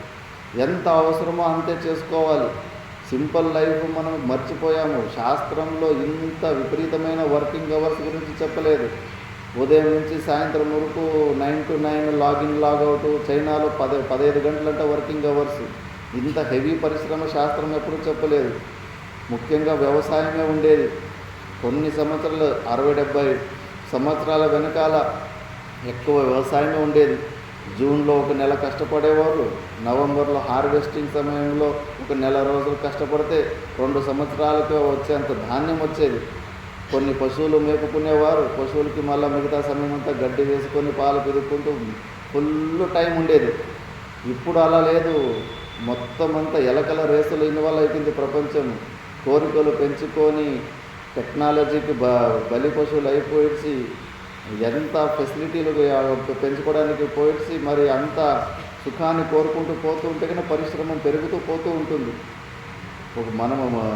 ఒక ఇల్లు పడితే పక్కింటోడు ఒక కారు కొంటే పక్కింటోడు బెంజ్ కారు కొన్నాడంటే కన్నా లేదు, నేను బెంజ్ కారు కన్నా గొప్ప కారు కొనాలని ఈ ఎలకల రేసులు ఇన్వాల్వ్ అయిపోయి అవసరం లేనిది కూడా అవసరం అనుకొని కోరికలు పెంచుకొని పరిశ్రమలు కూడా ఎక్కువ పెంచుకుంటున్నాము.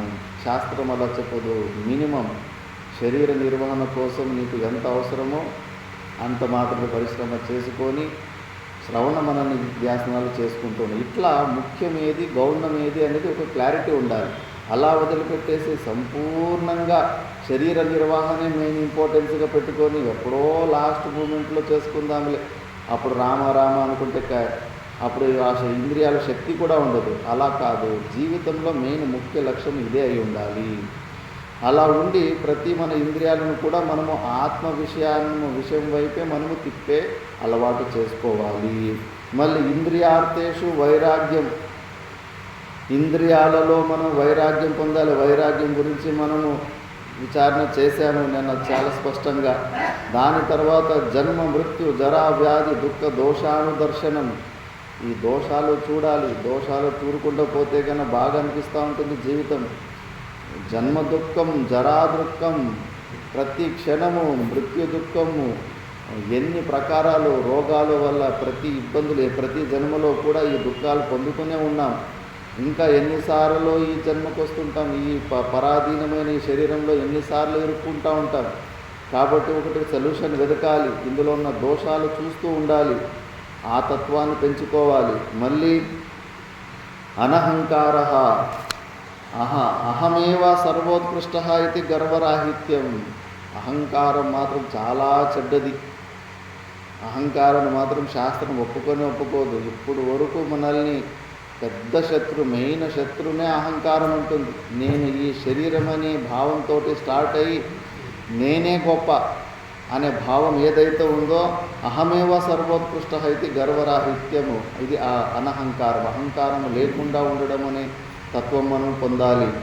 దాని తర్వాత అనభిష్వంగ పుత్రాదిషు ప్రీతిత్యాగ, పిల్లల పట్ల బాధ్యత ఉండాలి, కానీ ఓవర్ అటాచ్మెంట్ ఉండకూడదు. ఎంతవరకు బాధ్యత ఉండాలో అంతవరకే ఇది ఉండాలి. రుణానుబంధానికి వచ్చే అంత వల్ల మనం ఉన్నాం. ఆ ఓవర్ అటాచ్మెంటే మళ్ళీ సమస్య అవుతుంది. మళ్ళీ ఆ ఆసక్తి లేకుండా ఉండాలి.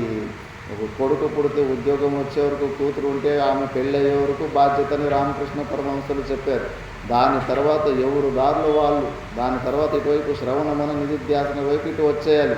అలా కాకుండా వాళ్ళ పిల్లలకి బాధ్యత అనుకుంటూ పోతే నువ్వు ఎన్ని జన్మలకైనా కూడా 4-5 తరాలకు కూడా బాధ్యతలు అలాగే ఉంటాయి. నువ్వు రెస్ట్లెస్ లైఫ్ స్పెండ్ చేసి నెక్స్ట్ జనరేషన్ కూడా ఆదర్శంగా వాళ్ళు నీలాగే రెస్ట్లెస్గానే లైఫ్ని వేస్ట్ చేసుకుంటారు. కాబట్టి ఆ ఆసక్తిని కూడా తగ్గించుకోవాలి. భాగవతంలో అయితే విచిత్రంగా ఉంటుంది ఈ రుణానుబంధాలు ఎలా ఉంటాయని. పూర్వజన్మలో అప్పులు ఇచ్చిన వాళ్ళు కూడా పిల్లల రూపంలో వచ్చి వసూలు చేస్తూ ఉంటారు. శ్రీమద్ భాగవత రహస్యంలో జనక మహారాజు అని అక్కడ ఒక జనక మహారాజు ఉంటారు. పురాణంలో 2-3 జనక మహారాజులు వస్తూ ఉంటారు. అక్కడ వాళ్ళ గురువు దగ్గర నేను నా పూర్వజన్మలో చూసుకోవాలని చెప్తాడు. వద్దు నాయన, చాలా ఘోరంగా ఉంటాయి, రుణ సంబంధాలు విచిత్రంగా ఉంటాయి, అవి తెలుసుకుంటే నువ్వు మళ్ళీ ప్రజెంట్ నువ్వు ఏమి కర్మలు చేయలేకపోతావు, అప్సెట్ అయిపోతావు, వద్దు అని. లేదు గురుగారు, నేను చూసుకోవాలనిపిస్తుంది, నేను తట్టుకుంటానంట. సరే నీ కర్మ అని చెప్పేసి ఆ నాడిని కొద్దిగా ఓపెన్ చేయిస్తాడు. చూస్తే పూర్వజన్మలో 2 అప్పులు ఇచ్చిన వాళ్ళు, 3 కొడుకులు, 2 కొడుకులు 1 కూతురు ఉంటుంది. 2 అప్పు ఇచ్చిన వాళ్ళే పిల్లలుగా వచ్చి ఉంటారు. కూతురు ఎంత అప్పు ఇచ్చిందో పూర్వజన్మలో, ఈ జన్మలో పెద్ద రాజుకు పెళ్లి చేసేసరికి వరదక్షిణ రూపంలో మొత్తం ఆ అప్పును వడ్డీతో పాటు వసూలు చేసుకుని వెళ్ళిపోయి ఉంటుంది. ఇంకా ఎక్కువ అప్పు ఇచ్చిన కొడుకు, పెద్ద కొడుకు ఉంటాడు, వాడు ఉత్తరాధికారిగా ఉంటాడు రాజుకు. పూర్వజన్మలో ఒక శత్రువు ఉంటాడు, వాడు కొడుకుగా వచ్చింటాడు. ఆ కొడుకు వల్ల ఎప్పుడూ దుఃఖమే. వాడంతా అమ్మ నాన్నలకు ఏదో ఒకటి చెడ్డ పని చేసి చెడ్డ పేరు తెస్తూ ఉంటాడు. అలా శత్రువు కూడా కొడుకు రూపంలో వచ్చింటాడు. ఇంకా విచిత్రం అంటే ఎప్పుడో ఒక జన్మలో తల్లిగా ఉన్నాము, ఈ జన్మలో భార్యగా వచ్చేసింది. అంత విచిత్రంగా ఉంటాయి సంబంధాలు. రుణము కొద్దీ బంధం అంతే ఇది. కాబట్టి ఈ సత్యాన్ని తెలుసుకొని బాధ్యత రెస్పాన్సిబుల్గా ఉండాలి, కానీ ఓవర్ అటాచ్మెంట్ ఉండకూడదు. తేషు అనభిష్వంగ తేషాం సుఖ దుఃఖే అహమేవ సుఖీ దుఃఖీ ఇది అధ్యాసభావ. ఆ ఓవర్ అటాచ్మెంట్ లేకుండా ఉండడమే అనభిష్వంగ. వీటి ద్వారా ఇవన్నీ గుణాలు పొంది ఉండాలి. ఇంకా దైవీ సంపత్తుల గురించి కూడా వస్తాయి. సమయం ఒక అభావం కాబట్టి వాటిని మనం ఉదయము విచారణ చేసుకుందాము. ఓం పూర్ణమద పూర్ణమిదం పూర్ణాత్ పూర్ణముదచ్యతే పూర్ణస్య పూర్ణమాదాయ పూర్ణమేవావశిష్యతే. ఓం శాంతి శాంతి శాంతి.